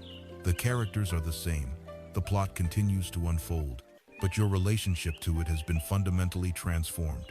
You are no longer lost in it. You can watch the drama with a sense of perspective, space, and a deep, compassionate interest. You can feel empathy for the character on the stage. You can feel their joy and their pain, but you are not bound by their fate. You know that you are not the character, but the silent, loving awareness that is watching the character. This shift from actor to audience, from identification to observation, is the very essence of freedom. What are the qualities of this witness consciousness? What does it feel like to live from this perspective?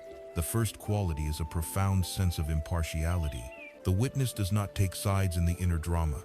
It does not judge the bad thoughts or cling to the good ones. It does not prefer the cloud of joy over the cloud of sadness. It sees them all as equal phenomena appearing and disappearing in the field of awareness. When anger arises, the witness simply notes, "Ah, this is anger." When joy arises, it notes, "Ah, this is joy." There is no push or pull, no resistance or grasping. This impartiality is the foundation of equanimity, the unshakable peace that can hold all of life's experiences without being disturbed. The second quality is spaciousness. When we are identified with our thoughts, our inner world feels cramped, crowded, and claustrophobic. But when we rest as the witness, we discover a vast inner space. It is like moving from a tiny, cluttered room into an open field under a boundless sky. This inner space has room for everything. It can hold intense grief, white-hot anger, profound joy, and deep boredom, all without being diminished or overwhelmed. There is a sense that we are bigger than any emotion, bigger than any story. This spaciousness is our true nature, and discovering it brings an immense sense of relief and ease. Crucially, this impartial spaciousness is not cold or distant. The third quality of the witness is a deep and unconditional compassion, because the witness is not caught up in the ego's fearful, self-centered dramas. It can respond to suffering, both our own and that of others, with genuine, heartfelt care. When pain appears on the stage, the witness does not turn away in fear or indifference. It leans in with a gentle, loving attention. It sees the suffering clearly, and its natural, effortless response is to wish for that suffering to cease. This is a compassion born not of pity or moral duty, but of the profound recognition of our shared being. It is the love of the sky for all of its clouds. To unify these ideas, we can use one final, beautiful metaphor. Imagine that your true nature, this witness consciousness, is the full moon in a clear night sky. It is serene, luminous, complete, and unaffected by the world below. Now, imagine that the surface of your mind, your thoughts, and emotions is a lake. When your mind is agitated, when it is filled with the stormy winds of desire and fear, the surface of the lake is turbulent and choppy. The reflection of the moon on the water is shattered into 1,000 glittering, distorted, and chaotic fragments. Living as the character in the story is like believing you are one of these frantic, broken reflections. But when your mind is calm through practice, when you have learned to be still, the surface of the lake becomes like a glass mirror. It reflects the one, whole, perfect, and serene moon above it. The crucial insight is this: the state of the reflection on the lake never, in any way, affects the moon itself. The moon remains in the sky, calm and luminous, regardless of whether the lake below is stormy or still.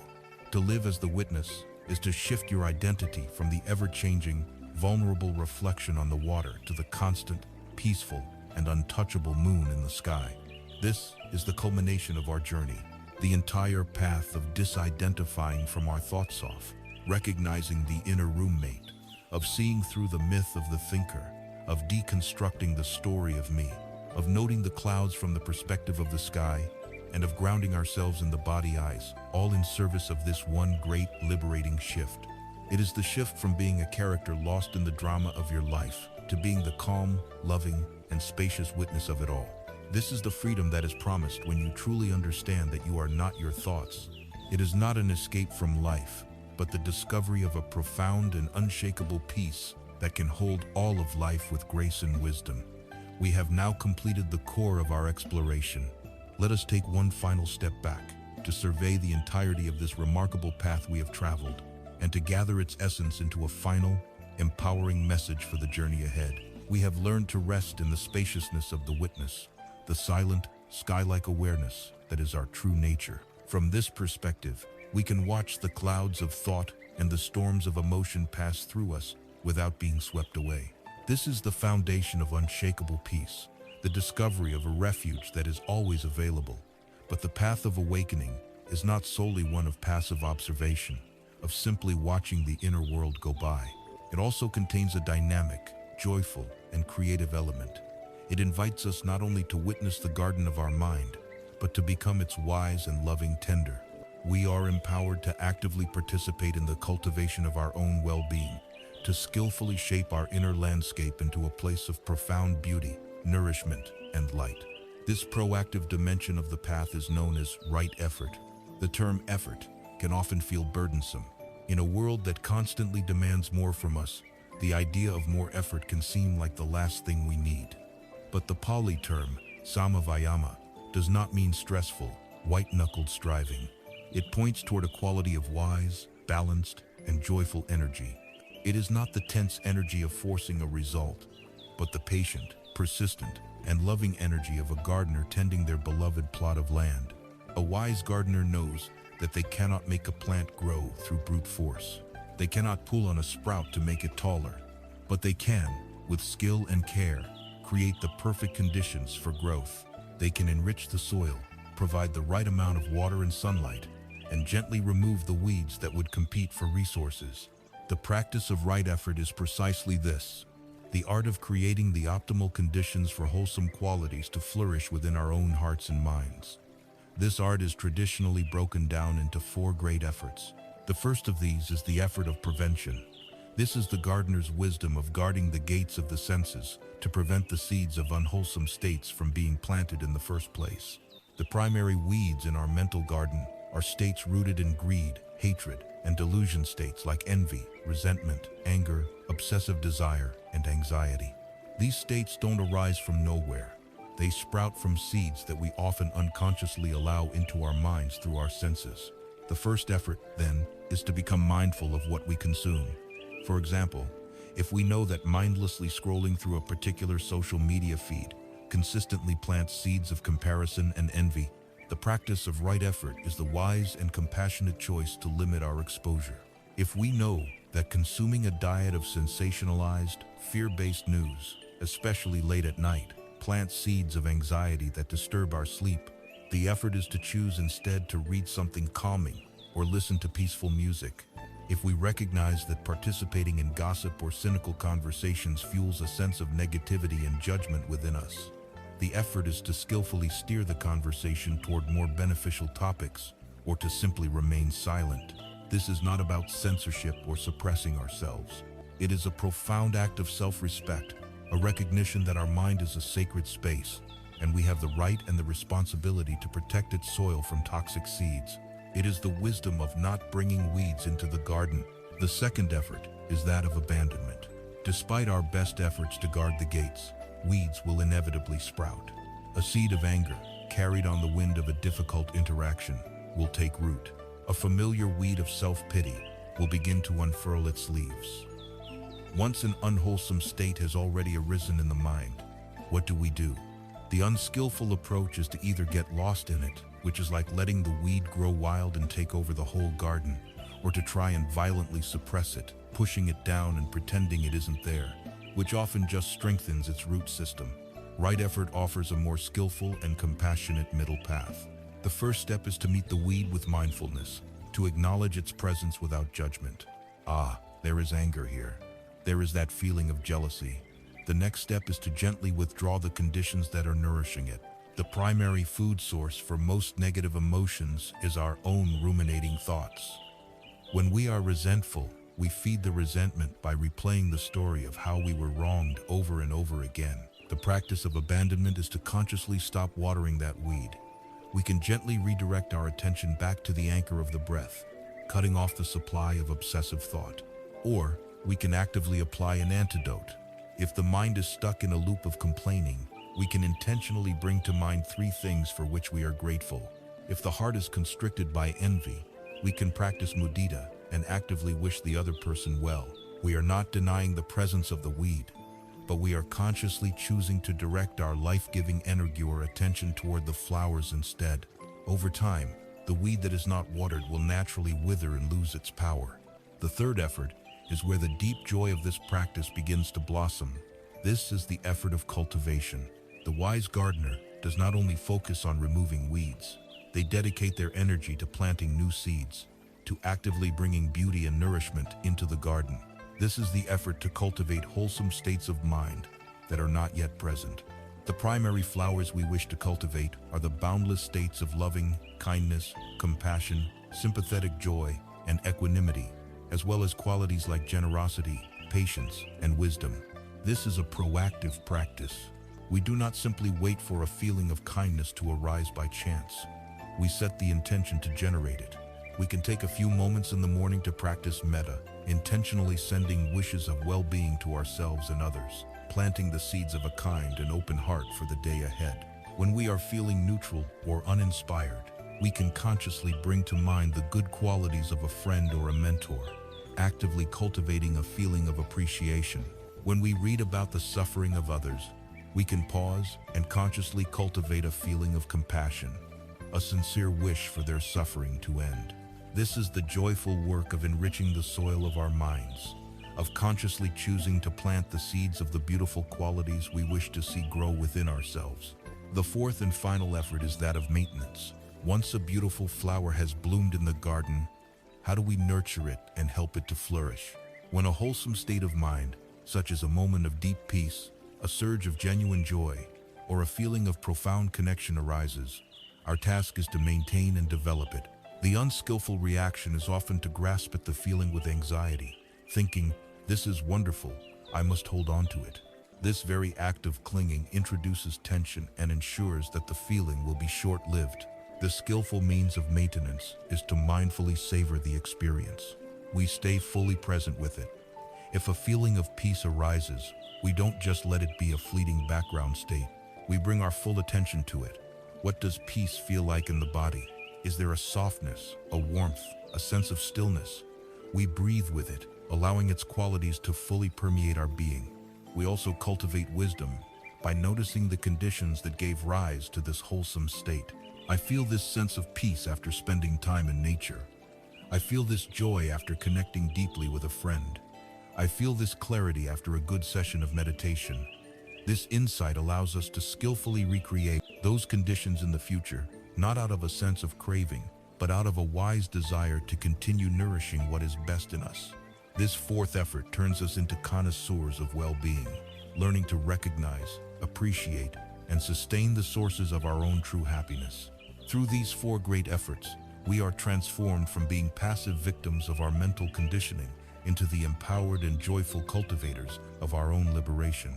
We take responsibility for the state of our own mind, understanding that while we cannot control everything that happens to us, we have immense influence over how we respond. We learn to mindfully protect our hearts, to gently release what is harmful, to actively plant what is beautiful, and to patiently nurture what is good. This dedicated inner work, this constant, loving tending of the garden of the mind, is not a grim duty. It is the joyful expression of a heart that is awakening to its own potential for boundless peace and wisdom.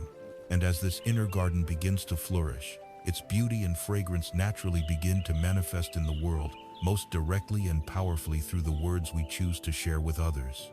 As we diligently tend the garden of the mind, nurturing the flowers of kindness and uprooting the weeds of negativity, our inner world begins to transform.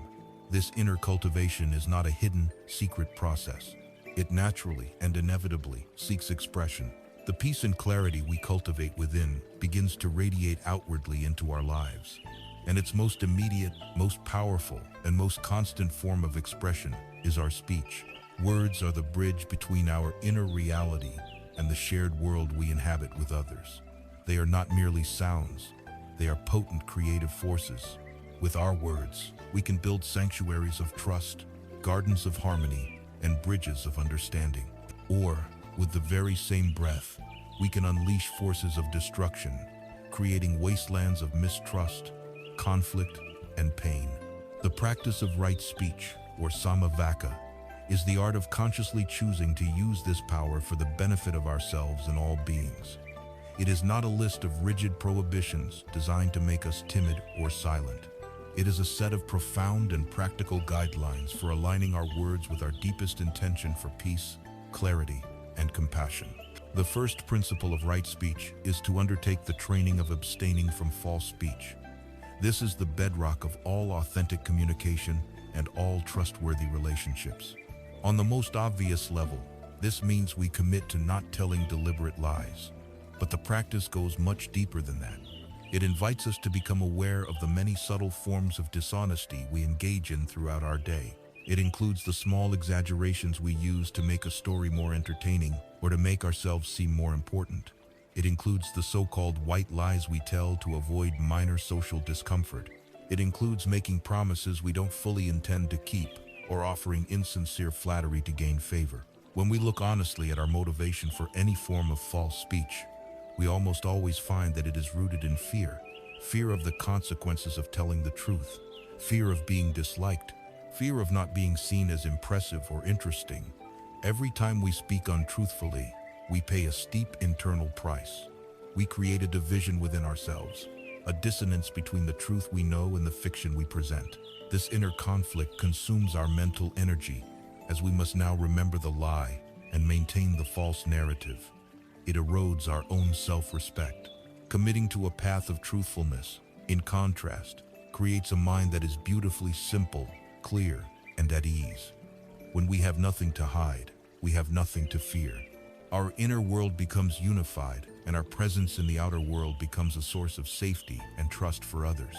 The second principle is to abstain from divisive speech. This is the practice of consciously refraining from using our words as a wedge to drive people apart. The most common and insidious form of divisive speech in our daily lives is gossip. We speak about a person who is not present, often in a critical or speculative way. The impulse to gossip can be very seductive. It can create a false sense of intimacy with the person we are speaking with, a temporary bond built upon shared judgment. It can give us a fleeting feeling of superiority or a sense of being an insider with special knowledge. But gossip is a poison, and it harms everyone it touches. It damages the reputation of the person being spoken about, It sows seeds of mistrust within our community, and most significantly, it poisons the mind of the speaker.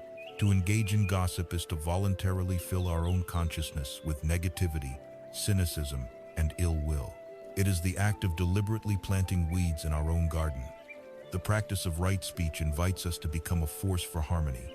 Before we speak about another person, we can ask ourselves a simple question. Is what I'm about to say likely to bring people together or push them apart? This practice includes not only gossip, but also slander, backbiting, and any language that intentionally creates enmity and discord. The antidote is to actively look for the good in others and to speak of it, to use our words not to highlight flaws, but to build connection and understanding. The third principle is to abstain from harsh speech. Our words can be tools or they can be weapons. Harsh speech, which includes insults, shouting, verbal abuse, ridicule, and cruel sarcasm, is the act of weaponizing our words. While a physical wound may heal, the wounds left by harsh and cruel language can fester in the heart for a lifetime. When we investigate the root of harsh speech, we find it is almost always an expression of our own pain. It is the defensive roar of the wild elephant when it feels scared, hurt, or powerless. We lash out with verbal violence to protect our own fragile ego, to push away a perceived threat, or to discharge our own frustration onto someone else. The practice of taming this impulse is a direct application of mindfulness. We learn to recognize the fiery energy of anger rising within us before it reaches our tongue. In that crucial moment, we can apply the sacred pause. We can take a single conscious breath and create a space between the impulse and the utterance. In that space, we can choose a wiser, more compassionate response. This does not mean we become passive or that we cannot express our displeasure. It means we learn to do so with skill and intention, speaking our truth clearly and firmly, but without the intention to wound. We learn that true strength lies not in the power of our insults, but in the quiet dignity of our restraint and the gentle clarity of our words. The fourth and final principle of right speech is to abstain from idle chatter. This is perhaps the most subtle of the four, and in our noisy, distraction-addicted world, one of the most pervasive forms of unskillful speech. Idle chatter is purposeless talk. It is the verbal static we use to fill every available silence. It can manifest as endless complaining, as mindless commentary on trivial matters, or as a nervous stream of words born from our discomfort with stillness. While it may seem harmless, this kind of speech has a cost. It clutters our own mind and the minds of those around us with noise, making it difficult to find clarity or peace. It cheapens the value of communication, turning it from a meaningful exchange into a mere habit. Our fear of silence often drives this chatter. We treat a pause in conversation as a problem to be solved, rather than as a space for reflection, connection, and deeper listening. The practice here is to cultivate a sense of purposefulness in our speech. Before we speak, we can ask, is this useful? Is this necessary? Is this kind? This naturally leads us to cultivate the positive counterpart of refraining from idle chatter, the practice of deep listening. True listening is one of the most profound acts of love and respect we can offer another human being. It means putting aside our own agenda, our own stories, and our own desire to speak, and offering someone the vast, open, non-judgmental space of our full attention. In doing so, we communicate more than any words ever could.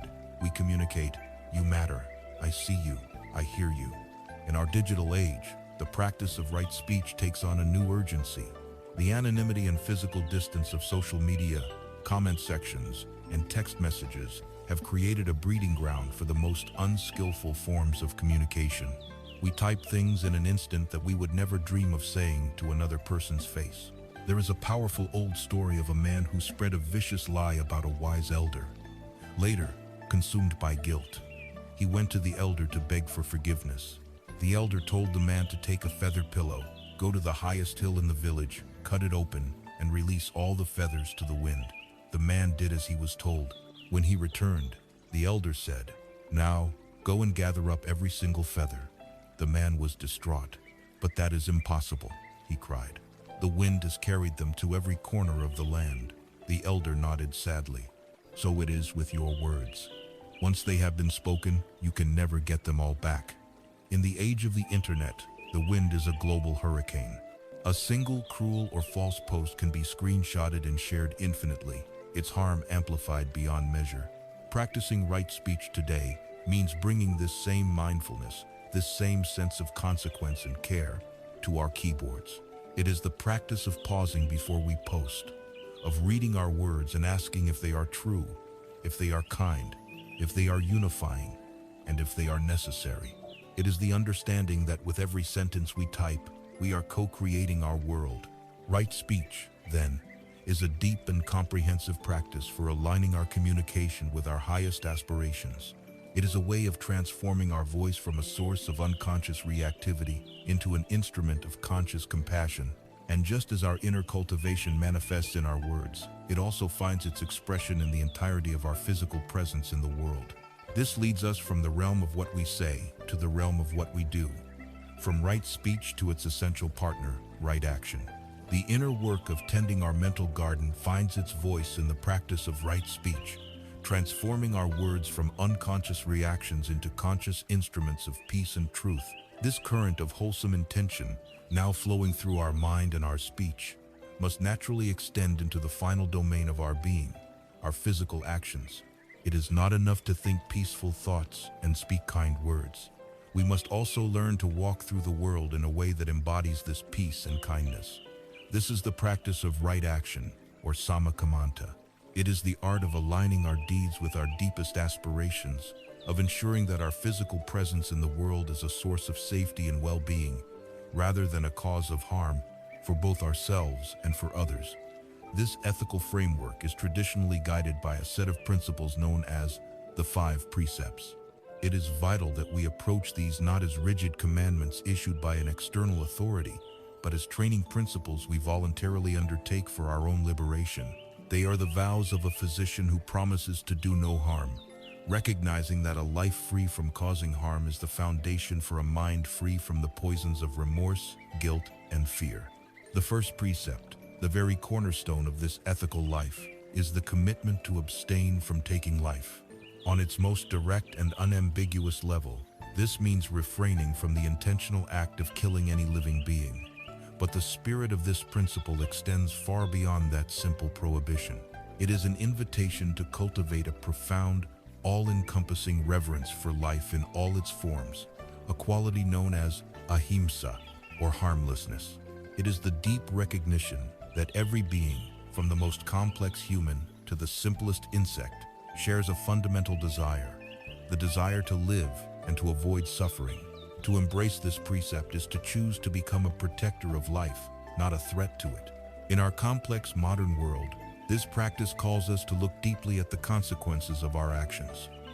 It asks us to consider our impact on the environment, the delicate web of life that sustains us all. It invites us to examine our relationship with the animals with whom we share this planet. On a human level, it is the commitment to lay down our weapons, both literal and metaphorical.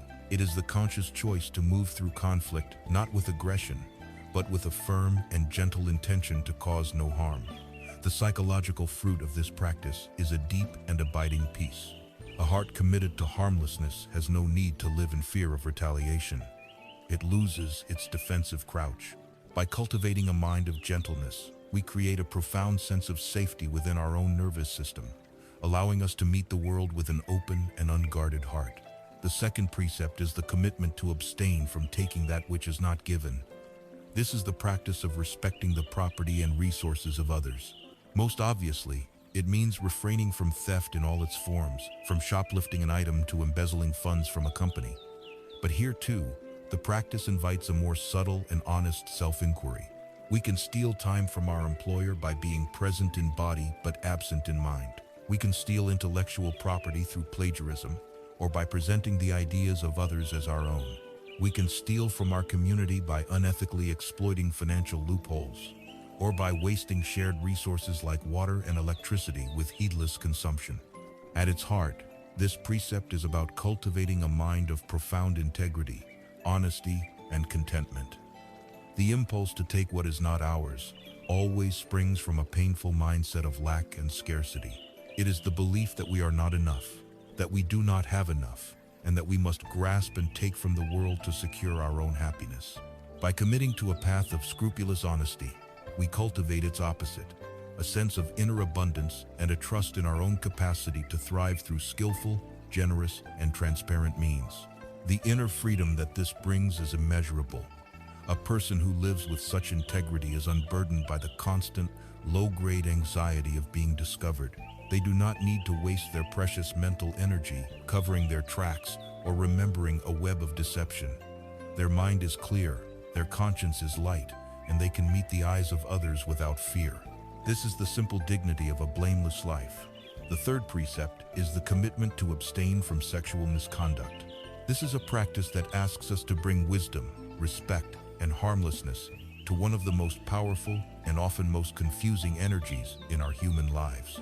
It is crucial to understand that this is not a puritanical rejection of sexuality, but a recognition of its power and a commitment to wield that power with care and kindness. The core of this precept is the intention to cause no suffering to ourselves or others through our sexual actions. This means honoring the trust and commitments we have made in our relationships. It means engaging with others from a place of honesty and mutual respect, where consent is clear, conscious, and freely given. It means refraining from any sexual act that involves exploitation, coercion, or deceit. In a broader sense, this practice also asks us to look at how we consume and relate to sexuality in our culture. It invites us to notice when we fall into the habit of objectification, of reducing a whole, complex, feeling person into a mere object for our own gratification. This act of objectification is a subtle form of violence. It dehumanizes the other, and it coarsens our own heart, making genuine intimacy more difficult. By undertaking this training, we commit to honoring the full humanity of ourselves and our partners.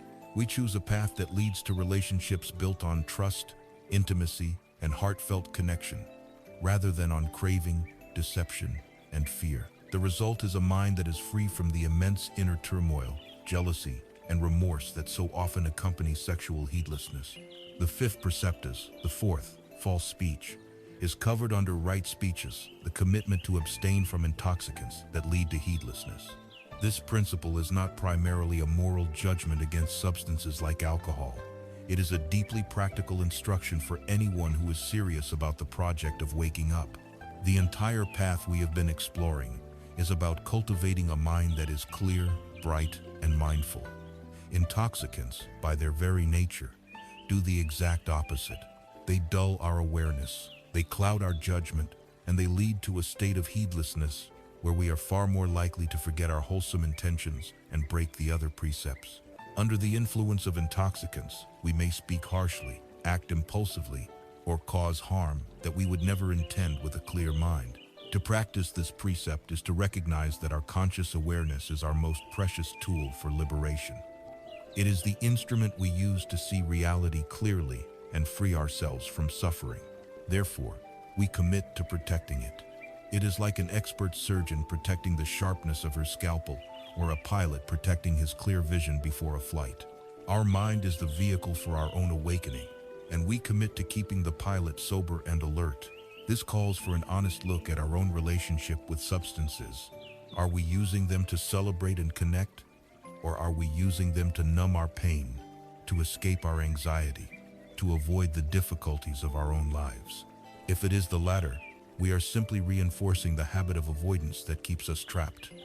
This precept is a powerful commitment to choosing clarity over confusion, presence over escape. Together, these principles of right action form the ethical bedrock upon which all deeper states of peace and wisdom are built. They are not a burden to be carried, but a foundation that provides unshakable stability.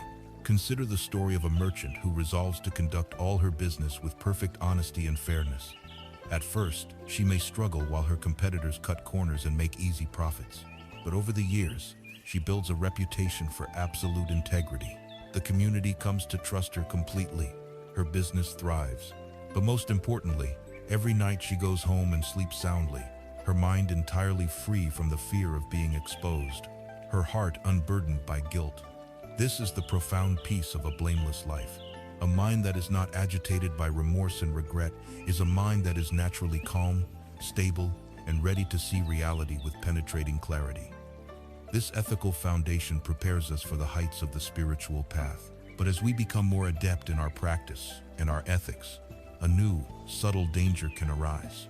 The danger of becoming attached to the very tools and rules that have brought us this far. This leads us to the crucial wisdom of knowing when and how to let go. We have walked a considerable distance on this path of awakening. We have learned to tend the garden of our minds with right effort, and to align our words and our actions with our deepest aspirations for peace and harmlessness. Through this diligent practice of ethics and mental cultivation, we begin to build a life of integrity, a life that feels solid, trustworthy, and clear. This foundation is essential for the journey. Yet, as we gather these powerful tools and concepts, as our understanding deepens and our practice bears fruit, a new and exquisitely subtle danger arises on the path. It is a trap that can ensnare even the most dedicated practitioner. This is the danger of clinging to the practice itself. It is the temptation to turn the very teachings that promise freedom into a new and more refined identity, a new form of bondage. It is the danger of mistaking the map for the territory, the finger pointing at the moon for the moon itself. To guard against this, the Buddha offered one of his most brilliant and enduring parables, a teaching that ensures the path remains one of liberation, not dogma, the parable of the raft. Imagine, the Buddha said, a person standing on the bank of a vast and treacherous river. This shore, the near shore, is fraught with peril. It is a place of fear, uncertainty, and constant struggle. The far shore, however, is safe, peaceful, and secure. This near shore represents samsara, the endless, repetitive cycle of suffering, dissatisfaction, and confusion in which we are ordinarily caught. The far shore represents nibbana, the state of lasting peace, wisdom, and liberation. There is no bridge that spans this river, and no ferry to carry you across. The person, being wise and resourceful, understands that they cannot simply swim. So, they gather materials they find on the bank, reeds, branches, leaves, and vine sand. With great effort and skill, they construct a simple raft. This raft, the Buddha explained, is the Dhamma. It is all the teachings, techniques, and practices we have been exploring. The Four Noble Truths, the Eightfold Path, the practice of mindfulness, the principles of ethical conduct, the wisdom of impermanence and non-self. Relying on this well-built raft, the person launches into the dangerous current. They hold on tightly, paddling with their hands and kicking with their feet. The raft is their sole support, their vehicle, their means of passage through the turbulent waters. It is indispensable. After a long and arduous journey, they finally arrive, weary but safe, on the far shore. They have reached the land of peace and security. Now, standing on this new shore, the Buddha poses the crucial question: what should this wise person do with the raft? Should they, out of a deep sense of gratitude and attachment, think to themselves, "This raft has been my salvation. It carried me through immense danger. I cannot possibly leave it behind"? Should they then hoist the heavy waterlogged raft onto their shoulders and continue to carry it with them as they walk upon the dry land? The absurdity of this image is clear. Of course not, the Buddha says. To carry the raft on land would be a foolish and exhausting burden. The wise person, while feeling immeasurable gratitude for the service the raft has provided, understands that its purpose has been fulfilled. They would gently push the raft back into the river, perhaps, or secure it on the bank in case another traveler might need it. Then, they would walk on into the beautiful landscape, unburdened and free. The raft was the means of transport, not the destination. This simple story is a profound warning against the danger of what we might call spiritual materialism, the tendency of the ego to grasp onto spiritual ideas and practices and turn them into new possessions. What does it look like to carry the raft on our shoulders in our modern lives? It often manifests as a form of spiritual pride or arrogance. We begin to build an identity around our practice. We think, "I am a meditator," or "I am a Buddhist." We may start to feel subtly superior to others who are not on a spiritual path, judging them for being caught up in worldly concerns. The practice, which was originally undertaken to dissolve the ego, has now become its new favorite food, a more refined and righteous form of self-importance. We have simply exchanged one set of chains for another. Another way we carry the raft is by clinging to the concepts of the teachings as dogma. We might learn to recite the Four Noble Truths or the Eightfold Path with great intellectual precision. We might become adept at debating the finer points of Buddhist philosophy, but we hold these ideas as a set of beliefs in our heads, rather than as living, breathing insights in our hearts. The map becomes more important to us than the actual journey. We can spend our entire lives polishing, admiring, and defending our raft without ever actually using it to cross the river. The teachings, which were meant to be a doorway to freedom, become a new prison of intellectual concepts. We can also become attached to the external forms of the practice. We might believe that there is only one correct way to meditate, that our specific posture or our brand of cushion is superior. The ritual can become an end in itself, a performance of spirituality rather than a genuine exploration. We become more concerned with looking like a meditator than with the inner transformation that meditation is meant to catalyze. This rigid, dogmatic clinging is the very antithesis of the spirit in which the Buddha taught. He did not present himself as a god demanding unquestioning belief. He was a human being who had awakened, and he presented his findings as a guide for others to follow if they so chose. His constant invitation, his recurring refrain to all who came to him, was encapsulated in the Pali phrase, ihipasiko, which means, come and see for yourself. This is not the language of faith. It is the language of science. The Buddha was a spiritual scientist of the highest order. He conducted a radical experiment on his own mind and life, and his teachings are the detailed lab notes from that experiment. He offered them to the world not as a creed to be accepted on faith, but as a hypothesis to be tested in the laboratory of your own experience.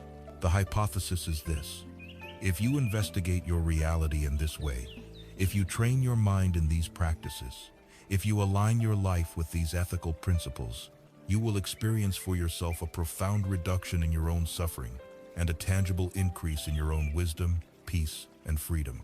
You are not asked to believe that the raft will float. You are invited to build it, to test it, and to see for yourself if it carries you. The confidence that grows on this path of quality known as sadhais, therefore not a form of blind faith. It is a deep trust that is born from your own direct evidence. You trust the practice of mindfulness of breath because you have directly experienced the moments of calm it brings. You trust the teaching of impermanence because you have sat and witnessed the fleeting nature of your own thoughts. You trust the practice of loving kindness because you have felt its warmth healing your own heart. The ultimate authority on this path is not a book, not a tradition, not a teacher. The ultimate authority is the clear-seeing wisdom of your own awakened awareness. This understanding is profoundly liberating. It frees us from all forms of dogma and spiritual dependency. It tells us that the teachings are a pragmatic, utilitarian, and compassionate set of tools. We use them with diligence, respect, and gratitude, but we must hold them lightly, always remembering their purpose. The goal is not to become a perfect Buddhist. The goal is not to become an expert on the raft. The goal is to get to the other shore. The goal is to become a free human being. By internalizing this lesson, by learning to let go of even the most precious teachings when they have served their purpose, we protect ourselves from the final trap of the ego. We open ourselves to a more spontaneous, joyful, and unburdened way of being. This moves us beyond the framework of simply fixing our problems and into the expansive realm of actively celebrating the wholesome and beautiful qualities of a liberated heart. It is a shift from focusing on the weeds we must pull to focusing on the flowers we can now joyfully cultivate. Having learned the wisdom of the raft, the profound understanding that even the most sacred teachings are tools to be used and then set aside, we find our hands and hearts unburdened. We are no longer clinging desperately to concepts, rules, or spiritual identities. From this newfound place of lightness and freedom, we can turn our attention away from the process of deconstruction and toward the joyful art of cultivation. We can begin to actively nurture the most beautiful and sublime qualities of an awakened heart. In the Buddhist tradition, these qualities are known as the four sublime bodhis, or the Brahma Viharas. They are the boundless states of loving kindness, compassion, sympathetic joy, and equanimity. We will begin our exploration of these states with a practice that is both a powerful antidote to one of modern life's greatest poisons and a direct path to a more open and abundant heart. This is the practice of mudita, which can be translated as sympathetic, appreciative, or altruistic joy. It is the genuine, unselfish happiness we feel in response to the happiness, success, and good fortune of others. In a culture often driven by competition and comparison, the cultivation of mudita is a radical and liberating act. Before we can fully appreciate the healing power of mudita, we must first look with unflinching honesty at the specific poison it is designed to cure: the poison of envy and jealousy. Envy is one of the most painful and isolating emotions a human being can experience. It is a bitter cocktail of desire, resentment, and ill will. It arises when we hear of another person's success. A friend gets a promotion, a sibling enters a happy relationship, a colleague receives public praise, and we feel a painful tightening in our own chest. A sense of lack, of personal injustice, washes over us. A cold, critical voice begins to whisper in our mind, seeking to diminish the other person's accomplishment. They just got lucky, it says. It's not that impressive. It probably won't last anyway. This is the mind in the grip of envy. We must see clearly that this is a purely self-inflicted form of suffering. As the old proverb wisely states, envy is like drinking poison and expecting the other person to die. The object of our envy is entirely unharmed by our inner turmoil. They continue to enjoy their success, completely unaware of the bitter drama unfolding within us. We are the only victim of our own envy. It corrodes our peace of mind, isolates us from our friends, and reinforces a painful and false belief that we are somehow deficient. Our modern world, particularly the landscape of social media, can be a powerful engine for this kind of suffering. We scroll through a carefully curated and endless stream of other people's highlight reels: the perfect vacation, the beautiful family photo, the triumphant career announcement. It is difficult not to fall into the trap of comparison, to measure the messy, complicated reality of our own lives against the polished fictions presented on our screens. This constant comparison creates a chronic sense of scarcity, as if happiness were a limited commodity and everyone else were getting a bigger share. Mudita offers a direct and powerful pathway out of this self-imposed prison. It is the conscious choice to train the heart to react to the good fortune of others not with contraction, but with expansion, not with resentment, but with celebration. Mudita is the cultivation of the heart's ability to rejoice with others. At its core is a fundamental shift in our perception of reality, a shift from a mindset of scarcity to one of boundless abundance. This is beautifully illustrated by the metaphor of a single candle. One lit candle has the capacity to light 1,000 other candles, and in doing so, its own flame is not diminished in any way. In fact, the only result is that the entire room becomes brighter and more full of light. Joy is exactly like this. It is not a finite resource. The success of another person does not subtract from your potential for success. The happiness of another person does not diminish the pool of happiness available in the world. To believe so is the central delusion upon which envy thrives. Mudita is the wisdom that understands this truth. It recognizes that joy is an infinite, renewable energy. By learning to celebrate the joy of others, we gain access to this limitless supply. We are no longer confined to the small, fleeting moments of our own personal victories to feel happy. Suddenly, the entire world's good fortune becomes a source of nourishment for our own heart. Every kind act we witness, every success story we hear, every happy face we see becomes a reason for our own delight. This is an exponential expansion of our own capacity for joy. Like all the great virtues of the heart, mudita is not something we are simply born with.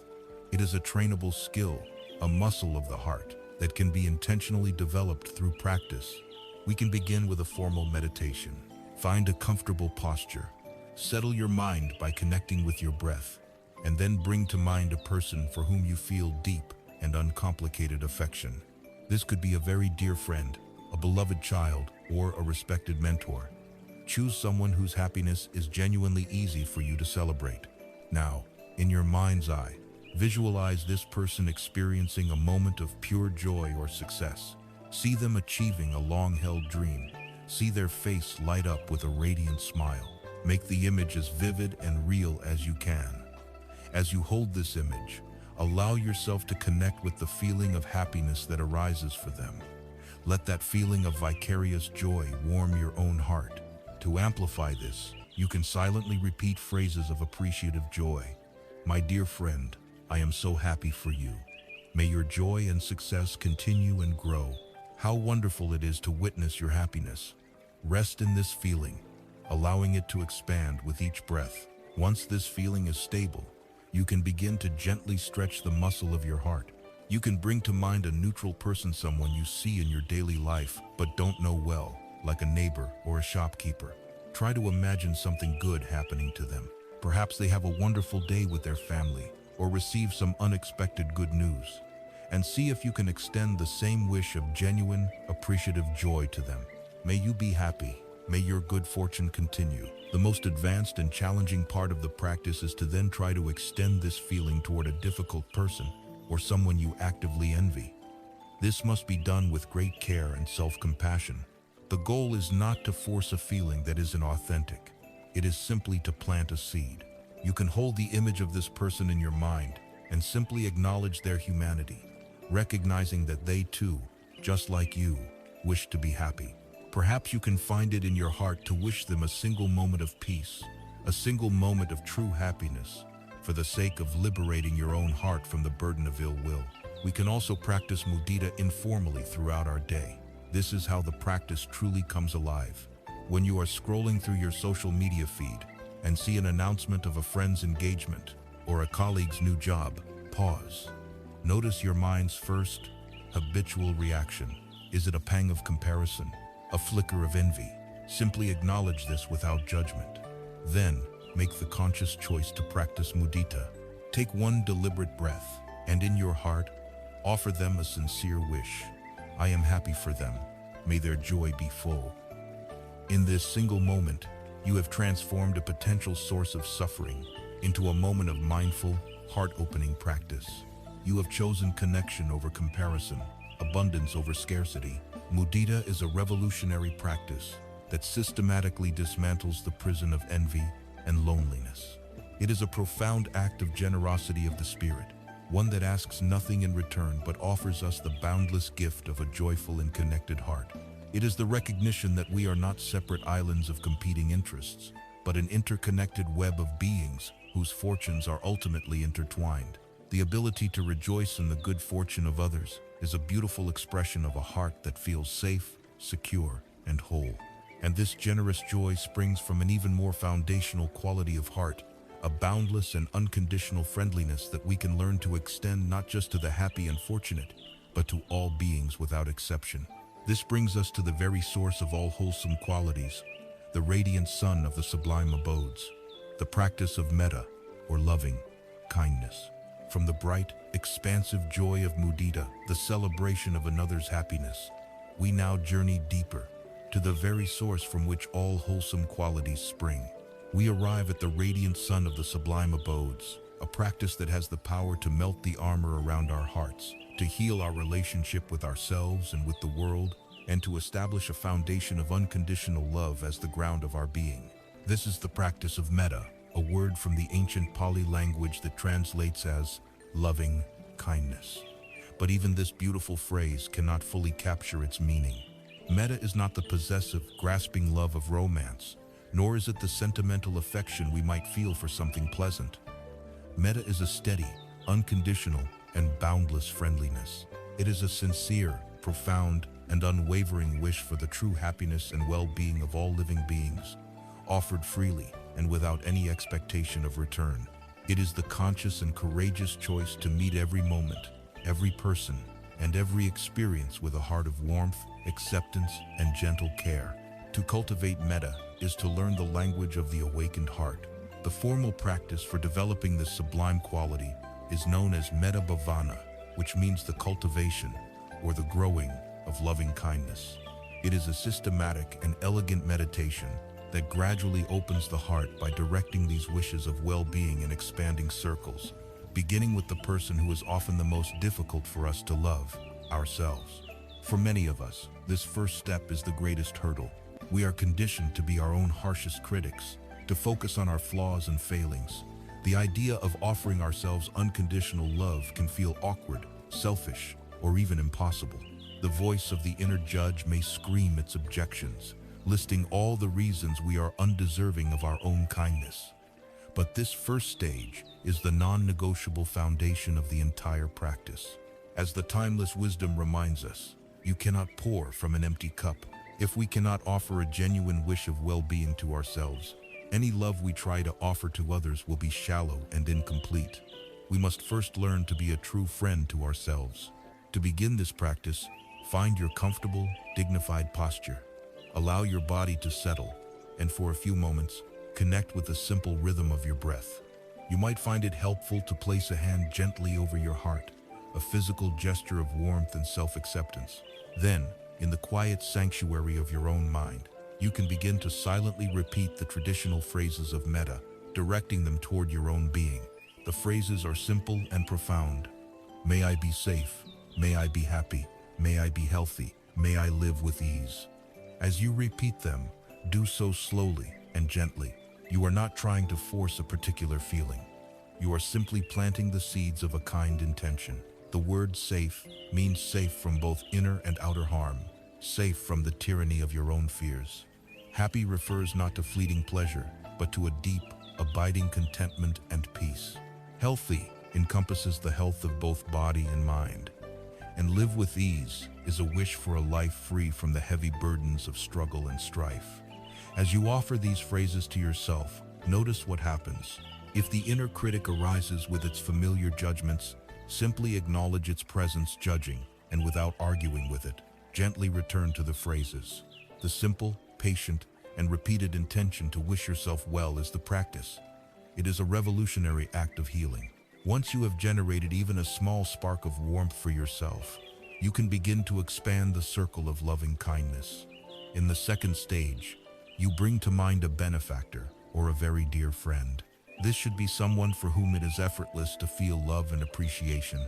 It could be a teacher who inspired you, a parent who nurtured you, or a friend whose very presence brings you joy. Bring a clear image of this person into your mind. See their smiling face. Feel their kind presence in your heart. Now, direct the full force of your warm wishes toward them. May you be safe. May you be happy. May you be healthy. May you live with ease. Let your heart flow out to them, genuinely wishing them every happiness. Notice the quality of this feeling. Notice how offering kindness to another does not deplete your own supply, but often makes it feel stronger and more vibrant. Rest in this feeling of warm, easy connection. In the third stage, we begin to consciously stretch the boundaries of the heart, to dissolve the conditioned walls that separate us from others. First, you bring to mind a neutral person. This is someone you see in your life, but have no strong feelings about one way or the other. A cashier at the market, a person you pass on your daily walk, a distant colleague. You may not even know their name. Visualize this person in your mind and take a moment to recognize their fundamental humanity. This person, just like you, and just like your dear friend, has a heart that wishes for happiness and wants to be free from suffering. Seeing them in this light, you offer them the same sincere wishes. May you be safe. May you be happy. May you be healthy. May you live with ease. This practice is a powerful antidote to the indifference that so often characterizes our interactions with strangers. It helps us to see the world not as a collection of anonymous figures, but as a community of fellow beings, each worthy of our kindness. Next comes the most challenging and transformative stage of the practice, extending metta to a difficult person. It is wise to begin with someone who is only mildly irritating, not the person who has caused you the deepest harm.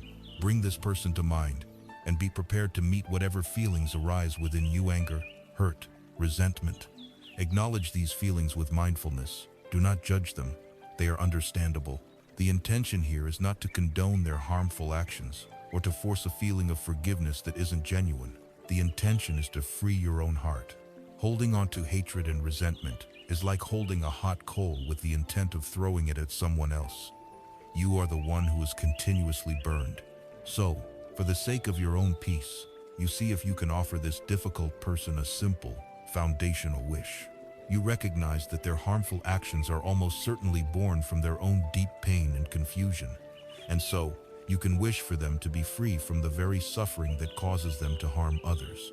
May you be free from your suffering. May you find true peace. This is a profound act of emotional liberation for yourself. Finally, having moved through these specific stages, we allow the heart to become boundless. We let the feeling of metta radiate outwards from our chest, like the light of the sun, extending in all directions without barriers or exceptions. Imagine this warmth flowing to all the people in your home, your city, your country. Extend it to all people on earth, friends and strangers, those who are like you and those who are different. Extend it beyond the human realm, to all animals, all creatures that fly and swim and crawl. Extend it to all beings, seen and unseen, in all possible worlds. Let your heart embrace the entire universe in this boundless, compassionate wish. May all beings everywhere be safe. May all beings be happy. May all beings be healthy. May all beings live with ease. In this moment, the artificial distinctions of self and other, of us and them, dissolve into the warm ocean of our shared being. A heart that has been trained in metta is not a weak or sentimental heart. It is a heart that has discovered a source of immense, resilient, and fearless strength. There is a story from the life of the Buddha where his jealous cousin, in an attempt to kill him, unleashed a ferocious, intoxicated elephant named Nalagiri to charge him in the street. As the terrifying beast thundered toward him, everyone panicked and fled. The Buddha, however, stood his ground, perfectly calm and still. He did not raise a weapon or a shield. He simply radiated a powerful, unwavering wave of pure loving kindness toward the charging animal. The story says that as the elephant entered the field of the Buddha's metta, its ferocious rage began to melt away. Its charge slowed to a walk. It came before the Buddha, knelt down, and was completely subdued by the sheer force of this unconditional, fearless love. This is the power of a heart cultivated in metta. It is a strength that can tame the wildest storms, both external and internal. And it is this very strength of heart, this boundless capacity for compassion, that gives us the courage to face and hold life's most profound and inevitable pain, the universal sorrow of grief and loss. A heart that has been diligently trained in the boundless arts of loving kindness and sympathetic joy develops a profound capacity for connection and an immense, resilient strength. This strength is not a form of armor that hardens us against the world. It is a deep, flexible resilience that allows us to stay open and present, even in the face of life's most piercing sorrows. And this strength is essential, for the path of awakening does not promise an escape from the fundamental realities of human existence. It promises a wiser and more compassionate way to meet them. We now turn our attention to the most universal and perhaps the most challenging of these realities, the experience of grief and the pain of profound loss. When we lose someone we love, the pain can feel absolute and singular. It can feel as though a hole has been torn in the fabric of the universe, a hole that exists only in our own heart. Grief is a profoundly isolating experience. In its rawest moments, we feel utterly alone in our suffering. It is precisely to this feeling of unique and unbearable agony that the Buddha offered one of his most powerful and compassionate teachings, not in the form of a philosophical discourse, but through a simple story that has the power to heal the heart it breaks open. This is the story of Kisa Gotami. In the time of the Buddha, there lived a young woman named Kisa Gotami. After a life of hardship, she found her sole happiness in the birth of her first and only son. He was the center of her universe, the focus of all her love and all her hopes. One day, the unthinkable happened. Her young son, still just a toddler, fell ill and died in her arms. Kisa Gotami's mind, unable to bear the weight of such a loss, shattered. She could not accept the reality of what had happened. Clinging to the small, limp body, she convinced herself that he was not dead, only deeply asleep or gravely ill, and that the right medicine could revive him. Mad with grief, she began to wander from house to house in her village, cradling her son and desperately begging for a cure. "Please," she would cry out to her neighbors, "my son is sick. Can you give me some medicine to make him well?" The villagers, seeing the lifeless child, reacted with a mixture of fear, pity, and frustration. Some turned her away in horror. Others told her bluntly that her son was dead and she should accept it. Each encounter only deepened her frantic denial and her profound sense of being utterly alone in a cruel and unfeeling world. Finally, a compassionate elder, seeing that her mind was too broken to accept the truth directly, offered her a sliver of hope. "I do not have the medicine you seek, my daughter," he said kindly, "but I know of a physician who does. He is the great physician, the one they call the Buddha. Go to him. Surely he will have the cure you need." Renewed by this hope, Kisa Gotami ran to the monastery where the Buddha was teaching. She pushed through the crowd of listeners, fell at his feet, and laid the body of her son before him. "O Blessed One, they say you are the master of all remedies. Please, I beg of you, give me the medicine that will cure my boy." The Buddha looked upon her, his gaze filled not with pity, but with an ocean of calm and boundless compassion. He did not dismiss her delusion. He did not lecture her on the inevitability of death. He met her exactly where she was, in her world of desperate hope. "Yes," he said, his voice soft and steady, "there is a medicine I can make, but to prepare it, I require one special ingredient. I need you to go into the village and bring me back a single, tiny mustard seed." Kisa Gotami's heart soared. A mustard seed, that was so easy. Every house in the village had mustard seeds. "But," the Buddha continued, looking at her with gentle intensity, "there is one condition. The mustard seed must come from a house where no one, not a parent, not a spouse, not a child, not even a servant in the household has ever died." Certain that she could fulfill this simple task, Kisa Gotami began her quest. She went to the first house on the lane and knocked on the door. A woman answered, and Kisa Gotami made her request. "My friend, the Buddha has sent me. I need a mustard seed to make a medicine for my son. Can you spare one?" "Of course," the woman replied graciously, and turned to get it. As she returned, Kisa Gotami asked her vital question, "Tell me, in this house, has anyone ever known death?" The woman's kind expression clouded over with a familiar sadness. "Dear girl," she said softly, "you ask a difficult question. The living in this house are few, but the dead are many. Just last year, we lost our beloved grandmother." Kisa Gotami's hope faltered, but she did not despair. She politely refused the seed and went to the next house. A man answered, "Yes, we have plenty of mustard seeds," he said, "but we cannot give you one, for my wife died in this very room only a few months ago." She went to the next house, and the next, and the next, all through the village. The story was the same at every door. "I am so sorry, but my youngest child was taken by a fever. I am so sorry, but my husband never returned from the war. I am so sorry, but my parents are both long gone." As the day wore on and the sun began to sink toward the horizon, a profound transformation began to take place within Kisa Gotami. Her frantic, desperate energy started to subside. Her quest was no longer a selfish search for a magical cure. At each doorway, she had become a listener. She was bearing witness to the quiet, universal river of sorrow that flowed through every single home. The wall of her own personal grief, which had felt so solid, so unique, so cruelly isolating, began to crumble. She saw her own pain reflected in the eyes of every person she spoke to. She was not alone. Her suffering was not a punishment. It was the shared, sacred inheritance of all human beings. As evening fell, she found herself sitting on a hillside overlooking the village. She watched as the lamps in the houses were lit, their small flames flickering brightly in the gathering darkness.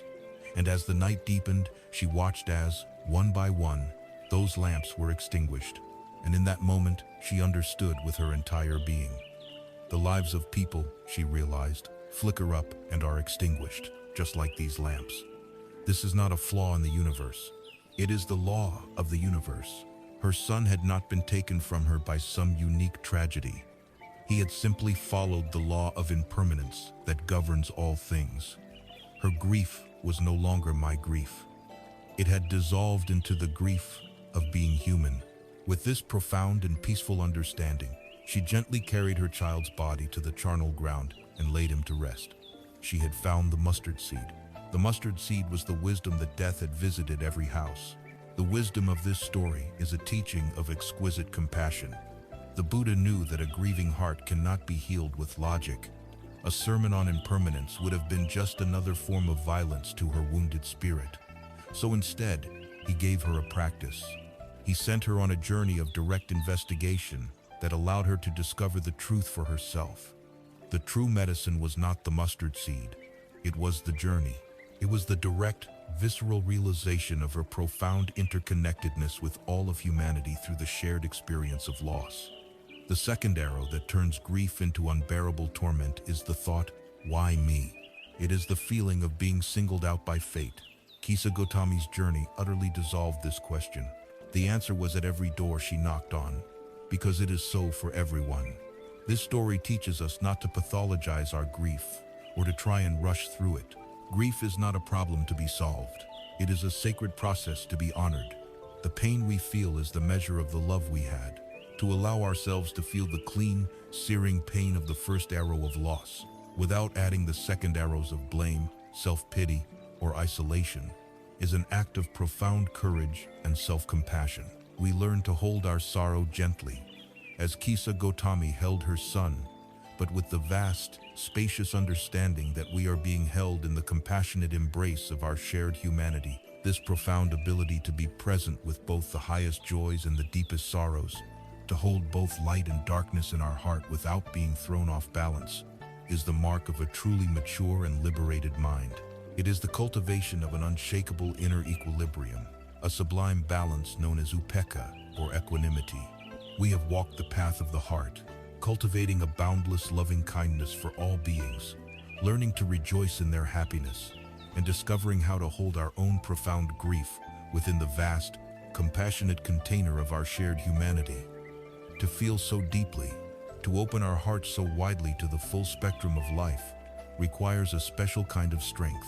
It requires a profound inner stability, a ballast that can keep our vessel steady whether we are sailing in sunny, placid waters or navigating a terrifying storm. This stabilizing force, the fourth and culminating of the four sublime bodhis, is the quality of upekkha, a Pali word that is most often translated as equanimity. It is perhaps the most subtle and most mature of the heart's great virtues, and it is frequently misunderstood. Equanimity is not a cool, detached indifference. It is not an apathetic withdrawal from the world or a suppression of emotion. True equanimity is a state of profound, unshakable balance. It is a radiant peace that is so deep and so stable that it can embrace all of life's vicissitudes without being thrown off its center. It is the quiet at the heart of the whirlwind. To fully appreciate the power of equanimity, we must first understand the powerful forces it allows us to navigate. The Buddha taught that as we move through life, we are constantly being buffeted by what he called the 8 worldly winds. These are the unavoidable and often unpredictable ups and downs of the human experience, and they come in 4 pairs of opposites. The first pair is pleasure and pain. Our entire nervous system is wired to seek out pleasant sights, sounds, feelings, and experiences, and to recoil from unpleasant and painful ones. This fundamental dynamic drives so much of our behavior. The second pair is gain and loss. This refers to all forms of acquisition and dispossession. We feel a sense of elation when we gain a promotion, a new home, a financial windfall, or a new relationship. And we feel a corresponding sense of pain and grief when we lose those very same things. The third pair is praise and blame. As social creatures, we have a deep-seated need for approval. We feel a surge of validation when we are praised, complimented, or receive positive feedback. And we feel the sharp sting of rejection when we are blamed, criticized, or judged. In our modern age, this ancient dynamic plays out in real time on social media, where a stream of likes can provide a temporary high, and a single negative comment can feel like a personal attack. The final pair is fame and disrepute. This is our concern for our reputation, our desire to be seen as a person of good character, to be admired and respected in our community. And its opposite is the deep fear of being shamed, of having our name disgraced, of being forgotten or cast out. The untrained mind is like a small leaf caught in these 8 winds, tossed about helplessly with every gust and shift in direction. Our inner peace is entirely conditional, completely at the mercy of external events we cannot control. When the winds of gain and praise are at our back, we feel happy and confident. But when the winds inevitably change direction and we are met with loss and blame, we are plunged into despair and anxiety. Equanimity is the cultivation of a mind that is no longer a leaf in the wind, but a great mountain. Imagine a majestic, ancient mountain, its peak soaring into the sky. Fierce gales lash against its slopes. Icy storms blanket it in snow. The hot sun beats down upon it. Gentle breezes caress it. The mountain remains utterly unmoved. It does not resist the storm, nor does it cling to the sunshine. It allows all the weather of the world to happen upon its surface, while its deep, core stability remains completely undisturbed.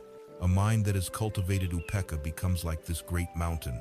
It develops a profound and peaceful immovability, an inner center that is not rocked by the changing fortunes of life. It is absolutely essential to distinguish this radiant balance from its near enemy, indifference. Indifference is a state of contraction. It is a defense mechanism born of fear. When the pain of the world, the constant cycle of pleasure and pain, feels like too much to bear, the mind can shut down. It puts up a wall and says, "I don't care anymore." This creates a cold, lonely, and disconnected state. Indifference is a subtle form of aversion, a refusal to feel. Upekkha, on the other hand, is born from a heart that is completely open. It is the product of immense love and profound wisdom.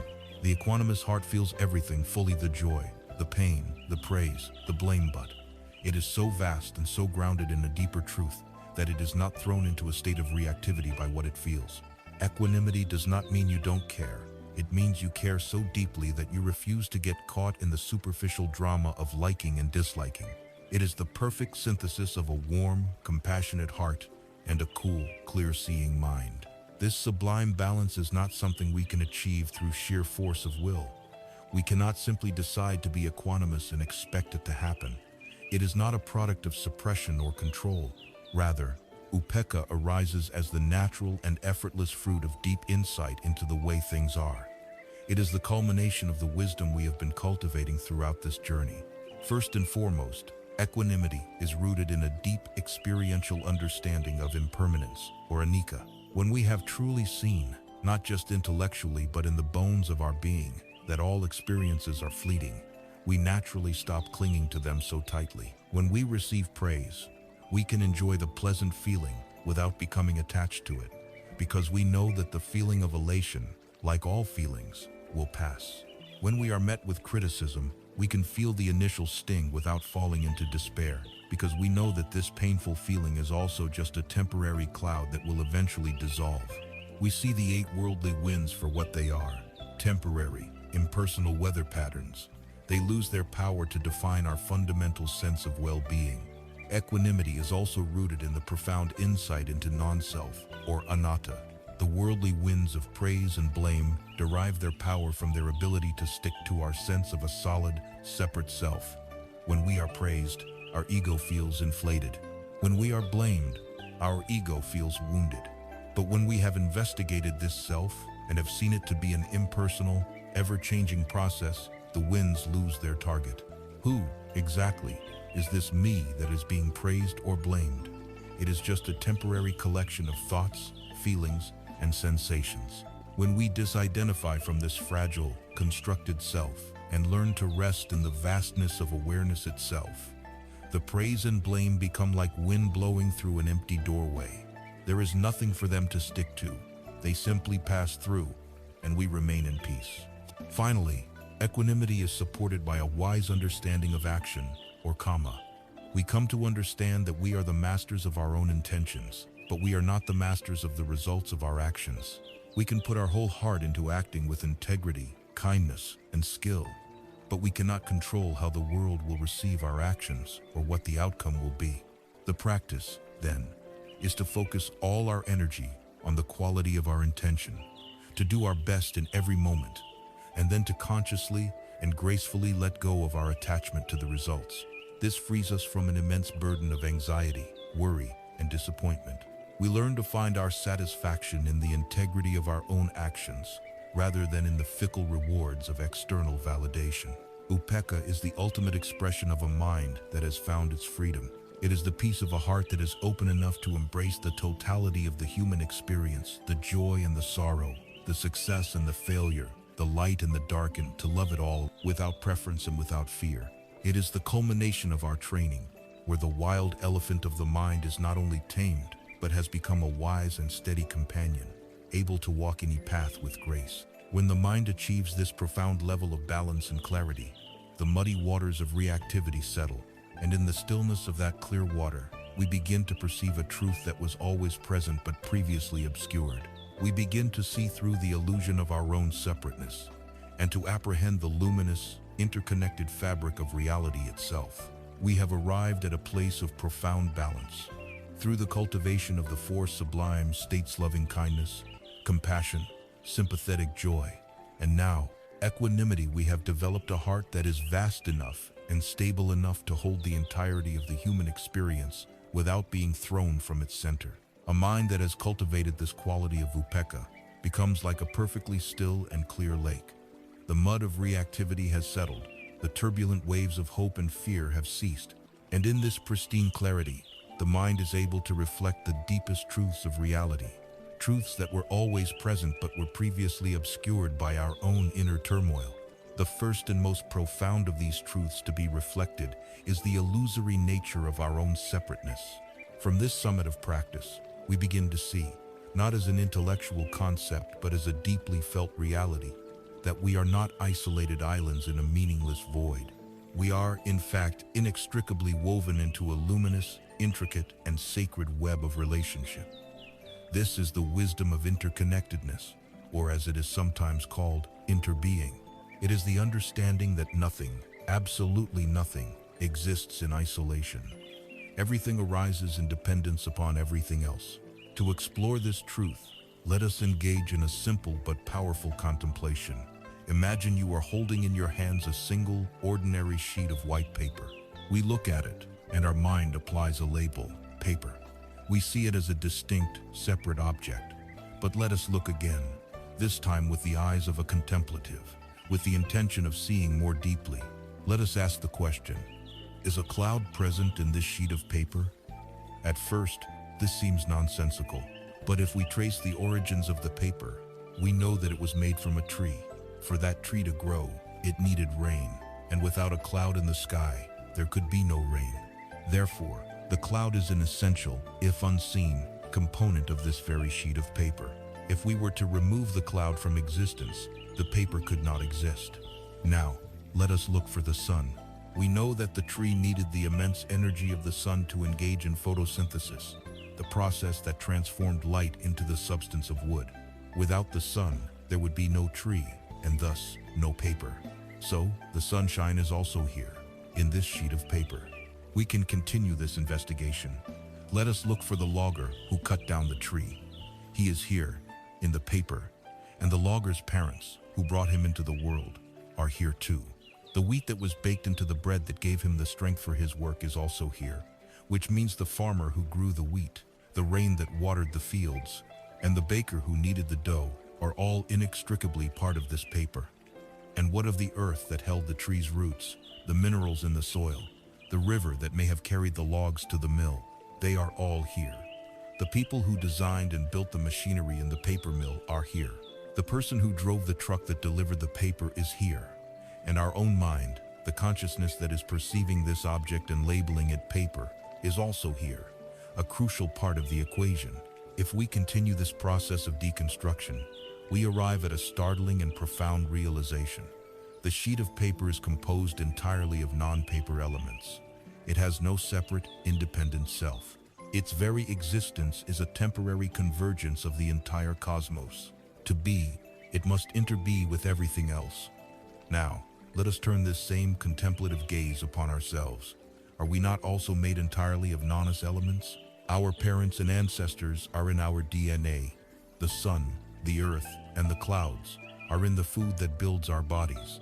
The thoughts and language that shape our minds are the inheritance of countless generations of human culture. When we look deeply, we see that the solid, separate me we believe ourselves to be is an illusion. We too are a temporary convergence of the entire universe.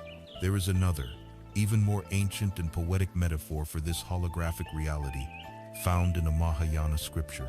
It describes the celestial palace of the god Indra, and in this palace, there hangs a magnificent net that stretches out infinitely in all directions. It is a web woven from threads of pure light. At every single node where the threads of the net intersect, there hangs a single, brilliant, perfectly clear jewel. Each jewel is multifaceted, like a perfectly cut diamond. The most magical quality of this net is that if you were to look deeply into the polished surface of any one jewel, you would see reflected within it every other jewel in the entire infinite net.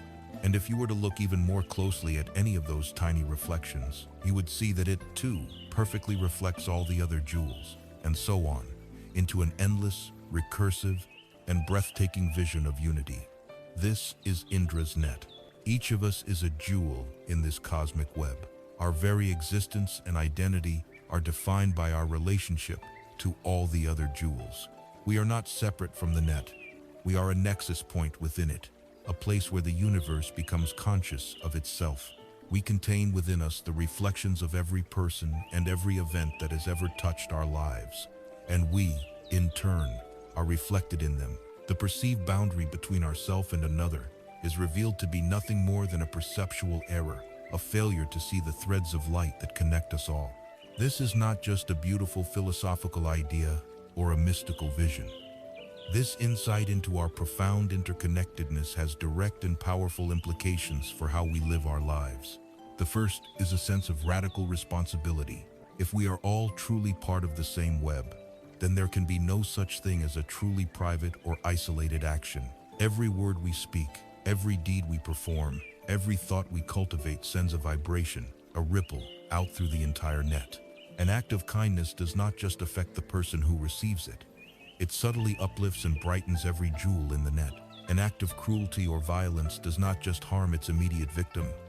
It sends a tremor of suffering through the whole fabric of being. We realize that our personal well-being is inseparable from the well-being of the whole. This fosters a deep and unwavering sense of care and ethical responsibility for all of life. The second, and perhaps most beautiful, implication is the natural arising of effortless compassion.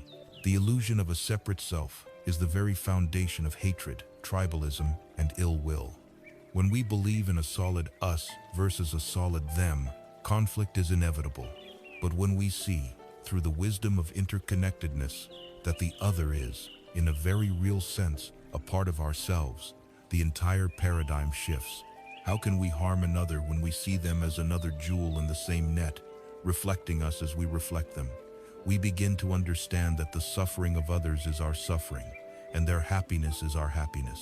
We see that the harmful actions of others are born from their own pain and their own ignorance of this fundamental unity. Our response ceases to be one of anger or condemnation, and naturally becomes one of compassion, a deep, heartfelt wish for them to be free from the suffering that causes them to harm themselves and others. Compassion is no longer a moral duty we must force ourselves to perform. It becomes the only sane, logical, and loving response to the way things truly are. The insight into our interconnectedness is the magnificent culmination of our journey from a contracted, fearful ego to a spacious, open, and loving heart. It dissolves our painful sense of alienation and reveals a universe that is not a cold, empty void filled with separate objects, but a warm, vibrant, and sacred dance of intimate relationship. We are not strangers here. We are intrinsically part of it all. We are home. This profound understanding, combined with the practical tools of mindfulness and the ethical framework we have established, provides a complete vision for a life of wisdom and peace. The final and most practical question remains: how do we take this breathtaking view from the summit and learn to live by its light in the ordinary, everyday valley of our lives? We have journeyed to the very summit of the path, to the breathtaking vantage point where the illusion of our separateness dissolves into the luminous, unified truth of interconnectedness. We have seen that we are not isolated fragments, but integral parts of a vast and sacred web of being. This view is the ultimate fruit of wisdom, but the purpose of climbing a mountain is not to remain at its peak forever. It is to gain the perspective and clarity needed to navigate the valley below with greater wisdom and grace. The final and most essential part of our journey, then, is integration. How do we take all these profound insights, these powerful practices, and this expansive view, and weave them into the very fabric of our ordinary, everyday lives? How do we bring the peace of the monastery into the chaos of the marketplace? The answer lies in learning to see that our life is not separate from our practice. Our life is our practice. Every moment becomes an opportunity to awaken, and we learn to cultivate a quiet clearing in the center of our being, a place of refuge that we can return to at any time, in any circumstance. For too long, we have lived with a false wall in our minds, a division between our spiritual practice and our real life. We imagine that our practice is what happens for 20 minutes in the morning on a meditation cushion, in the quiet of our room. We see the rest of our day or work, our chores, our relationships, our commutases, the messy, stressful stuff we have to get through. The great secret of a lived spiritual path is the complete dissolution of this wall. The goal is not to become a world-class meditator who is a master of the cushion. The goal is to bring the qualities we cultivate on the cushion, presence, kindness, clarity, into every single moment of our lives. The kitchen sink can become your new meditation hall. As you wash the dishes, instead of being lost in a mental storm of resentments or anxieties, you can choose to simply wash the dishes. You can bring your full attention to the present moment reality of the task. Feel the warmth of the water on your hands. See the iridescent beauty of the soap bubbles. Hear the sound of the water as it flows from the tap. In doing this, the chore is transformed. It is no longer a mindless task to be rushed through. It becomes a moment of profound presence, a simple and grounding meditation. This same principle can be applied to everything. When you drink your morning coffee, instead of scrolling through your phone, you can just drink the coffee. Feel the warmth of the mug, smell the rich aroma, taste each sip. When you are walking from your car into your office, instead of being lost in thoughts about the stressful day ahead, you can feel the sensation of your feet making contact with the ground, the feeling of the air on your skin. That short walk becomes a powerful practice of embodiment. Most importantly, we bring this mindful presence into our interactions with others. When your child is telling you about their day, you can offer them the most precious gift you possess, your full, undivided attention. You can put down your phone, turn away from the screen, and listen with your whole being. When we begin to approach our lives in this way, we discover that there are no mundane moments. Every activity, when infused with the light of our awareness, becomes a sacred opportunity to practice, to awaken, to connect, and to find peace. This integrated practice leads to a profound redefinition of what we mean by peace. We often carry a hidden belief that peace is a fragile state, that it means the complete absence of noise, of difficulty, of conflict. And so, we spend our lives seeking an escape, dreaming of a quiet cabin in the woods, or a life free from all problems. But if our peace depends on a perfect external environment, it will always be precarious and fleeting. The true, unshakable peace that this path offers is not an escape from life, but a deeper capacity to be present for all of it. There is an old story of a king who commissioned two artists to paint a picture of peace. The first artist painted a beautiful, serene, and perfectly still lake, reflecting a calm blue sky without a single cloud. It was the image of absolute tranquility. The second artist painted a roaring, thundering waterfall, crashing down over jagged rocks with immense force. A stormy sky with lightning filled the background. It was the very image of chaos and turmoil. But if you look closely at the second painting, you could see, tucked into a tiny crevice in the rock behind the violent curtain of water, a small mother bird, sitting calmly and safely in her nest. The king chose the second painting as the true depiction of peace. Peace is not the placid lake. It is the bird in the nest behind the waterfall. It is the ability to find a place of deep, internal resilience and stillness right in the midst of life's chaos. It is the unshakable mountain of equanimity that allows the worldly winds to rage without disturbing its silent core. How then do we access this inner nest, this quiet clearing throughout our busy and often chaotic days? One of the most simple and potent practices is the cultivation of the mindful pause. This is the art of sprinkling tiny pockets of stillness throughout your day, creating a rhythm of presence and return. The instruction is simple: several times a day, perhaps triggered by a recurring event like your phone ringing, or when you are transitioning from one task to another, you deliberately stop everything for just a moment. You stop, and you take 3 slow, conscious breaths. With the first breath, you breathe in and become aware of your body, right here, right now. As you breathe out, you intentionally release any obvious physical tension you are holding. With the second breath, You breathe in and become aware of your current mental and emotional state. As you breathe out, you gently let go of the frantic inner chatter just for this moment. With the third breath, you breathe in and become aware of the space around you, the here and now. As you breathe out, you simply arrive, fully present and grounded. This entire practice may take less than 20 seconds, but these small, intentional pauses are revolutionary. They are reset buttons for our nervous system. They unhook us from the momentum of unconscious reactivity and re-anchor us in the calm clarity of our own awareness. They keep the flame of our practice alive, not just in the morning, but throughout the entire arc of our day. As we walk this path of integration, it is essential to hold one final truth in our hearts. This journey is not a straight line. It is not a linear climb toward a state of perfection. It is a spiral. We will circle back and revisit the same challenges, the same old patterns of anxiety, the same familiar triggers for anger, again and again. This is not a sign that you are failing. It is the very nature of the path. The mark of progress is not that the challenges disappear. The mark of progress is that each time we spiral around and meet an old difficulty, we do so with a little more awareness, a little more wisdom, a little more space, and a little more compassion than the time before. Therefore, the most important quality to cultivate is a profound and gentle kindness toward yourself. There will be days when you forget everything you have learned, when you are completely lost in the storm. The practice, in that moment, is not to engage in self-blame. The practice is to simply, as soon as you remember, begin again. The path is always waiting, without judgment, for your return.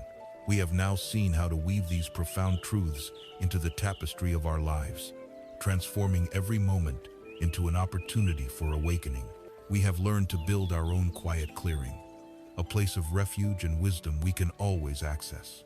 Let us now take one final step back to survey the entirety of this remarkable journey, from the first recognition of our suffering to the discovery of this boundless and liberating peace. We began this long journey together, feeling adrift, caught in the relentless storm of modern life, a storm of anxiety, of endless wanting, and of profound disconnection. We stood on a shore of suffering, feeling tossed about by forces beyond our control. From that shore, we embarked on a great exploration. We followed the path of the great physician, who diagnosed our condition not as a personal failing, but as the universal human experience of dukkha.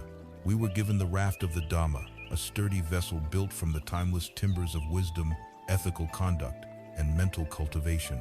We learned to tame the wild elephant of the mind, not with force, but with the gentle, persistent guidance of the breath.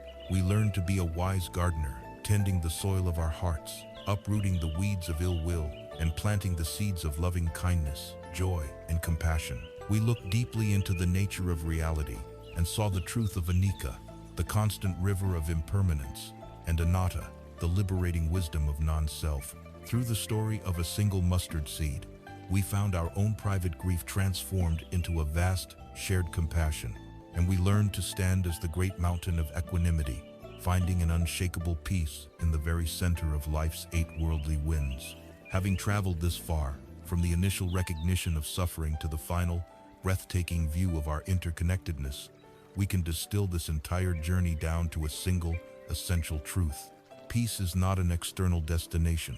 It is not a prize to be won, a future state to be achieved, or a perfect set of circumstances to be arranged. If our peace depended on the absence of problems, on a life without loss, blame, or pain, it would be a fragile and fleeting thing indeed. The peace that this path reveals is something far more profound, far more resilient, and far more real. It is an internal capacity. It is a portable sanctuary. It is the quiet clearing that you have learned to cultivate in the very center of your being. The purpose of this journey was never to learn how to stop the storms of life, for they will surely continue to blow. The purpose was to train the mind, to strengthen the heart, and to deepen our wisdom, so that we might become a refuge for ourselves, a calm and steady presence that can navigate any storm with grace, courage, and an open heart. And so, we leave you here, not at an ending, but at a true beginning. The map has been laid out before you. The tools for the journey are now in your hands. You have everything you need to continue this path on your own. There is no pressure to be perfect, no spiritual summit to conquer. There is only the gentle, moment-to-moment practice of returning. When you feel lost in thought, you return to the breath. When your heart feels closed and hard, you return to a single wish of kindness. When the world feels chaotic and overwhelming, you return to the simple sensation of your feet on the ground. This is the path.